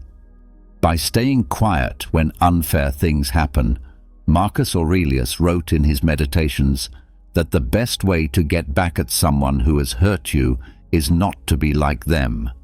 By choosing not to get into a fight and instead developing a spirit of healing and forward thinking, Mandela changed the way a whole country thought about justice and peace. His life shows us that silence is not a sign of submission. Instead, it can be a powerful tool for change and a sign of personal integrity. This Stoic way of thinking doesn't mean passively accepting injustice. Instead, it involves a strategic and principled silence that prepares us for constructive action. It's about keeping your inner peace and using calm to inspire thoughtful solutions that address wrongdoing and foster a collective move towards a better future. As we face both small and large injustices, let us remember Mandela's silent strength. His legacy teaches us that sometimes the most profound response is cultivated in silence, allowing us to build a foundation for meaningful change and a happier, more successful life. Adopting this can transform both personal hardship and communal strife, leading us to a more peaceful existence. Everyone has to deal with unfair situations at some point in their lives. As a Stoic, it's important to handle these scenarios with calmness and knowledge. The ideas of Stoic thinkers like Marcus Aurelius, Seneca, and Epictetus can help you understand how to deal with unfair situations. Focusing on what we can control, staying calm inside, and reacting logically are some of the things they stress. Keep your peace inside. Marcus Aurelius says that no matter what is going on around you, you should keep your mind cool and collected. Emotional regulation. To keep your emotions in check, do things like deep breathing, being aware, and meditation. Accept what you can't change.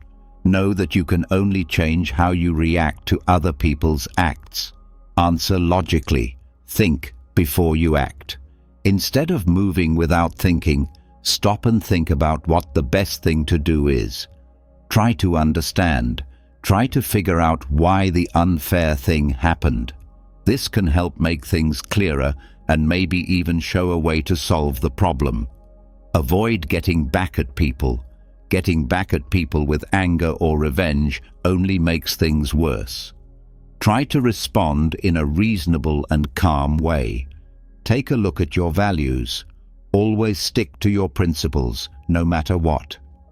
Let your behaviors be based on your core beliefs and principles. Moral integrity. Make sure that your answer is in line with your morals and upholds your honor. Set a good example.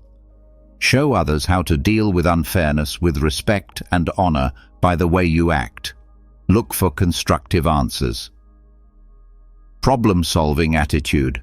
Instead of dwelling on the problem, go into the situation with the attitude of finding ways to solve it. Communication. Talk to the people involved in an open and honest way to try to find a fair answer. Advocate for change whenever you can. Try to make changes to the system that get to the bottom of the unfairness. Grow and learn. Stop and think about what happened. Think about what happened and what you can learn from it. Personal growth. Look at the experience as a chance to grow as a person and make yourself stronger. Future readiness. Get the skills and information you need to handle similar scenarios better in the future. It is important to stay calm, react logically, stay true to your ideals, look for helpful solutions, and learn from the experience when you are faced with injustice. If you follow these Stoic principles, you can deal with unfair situations with kindness and honesty, making them into chances to grow and make things better. Number 9. How to handle insults with Stoic wisdom. Handle insults with Stoic wisdom. Epictetus, a Stoic philosopher, once said, "If someone succeeds in provoking you, realize that your mind is complicit in the provocation." This maxim should wake us up every time someone insults us, and it also gives us a deep way to deal with insults. Be quiet. This insight tells us that we can choose how to react by choosing silence and understanding instead of conflict. Mahatma Gandhi, for example, faced insults and resistance in his fight for Indian freedom, but he didn't answer with anger or insult. Instead, he chose to be silent and understand. Gandhi believed in a form of pacifism, which is similar to the Stoic way of life, joyful peace. Gandhi's reaction to verbal and physical attacks was to keep quiet. This often made his enemies less dangerous and won support for his cause among the public. How might taking a similar stance when you are insulted change the dynamics of your interactions with others? What could you gain by keeping your cool instead of responding with words? When someone attacks you, you give yourself room to act with purpose instead of impulsiveness.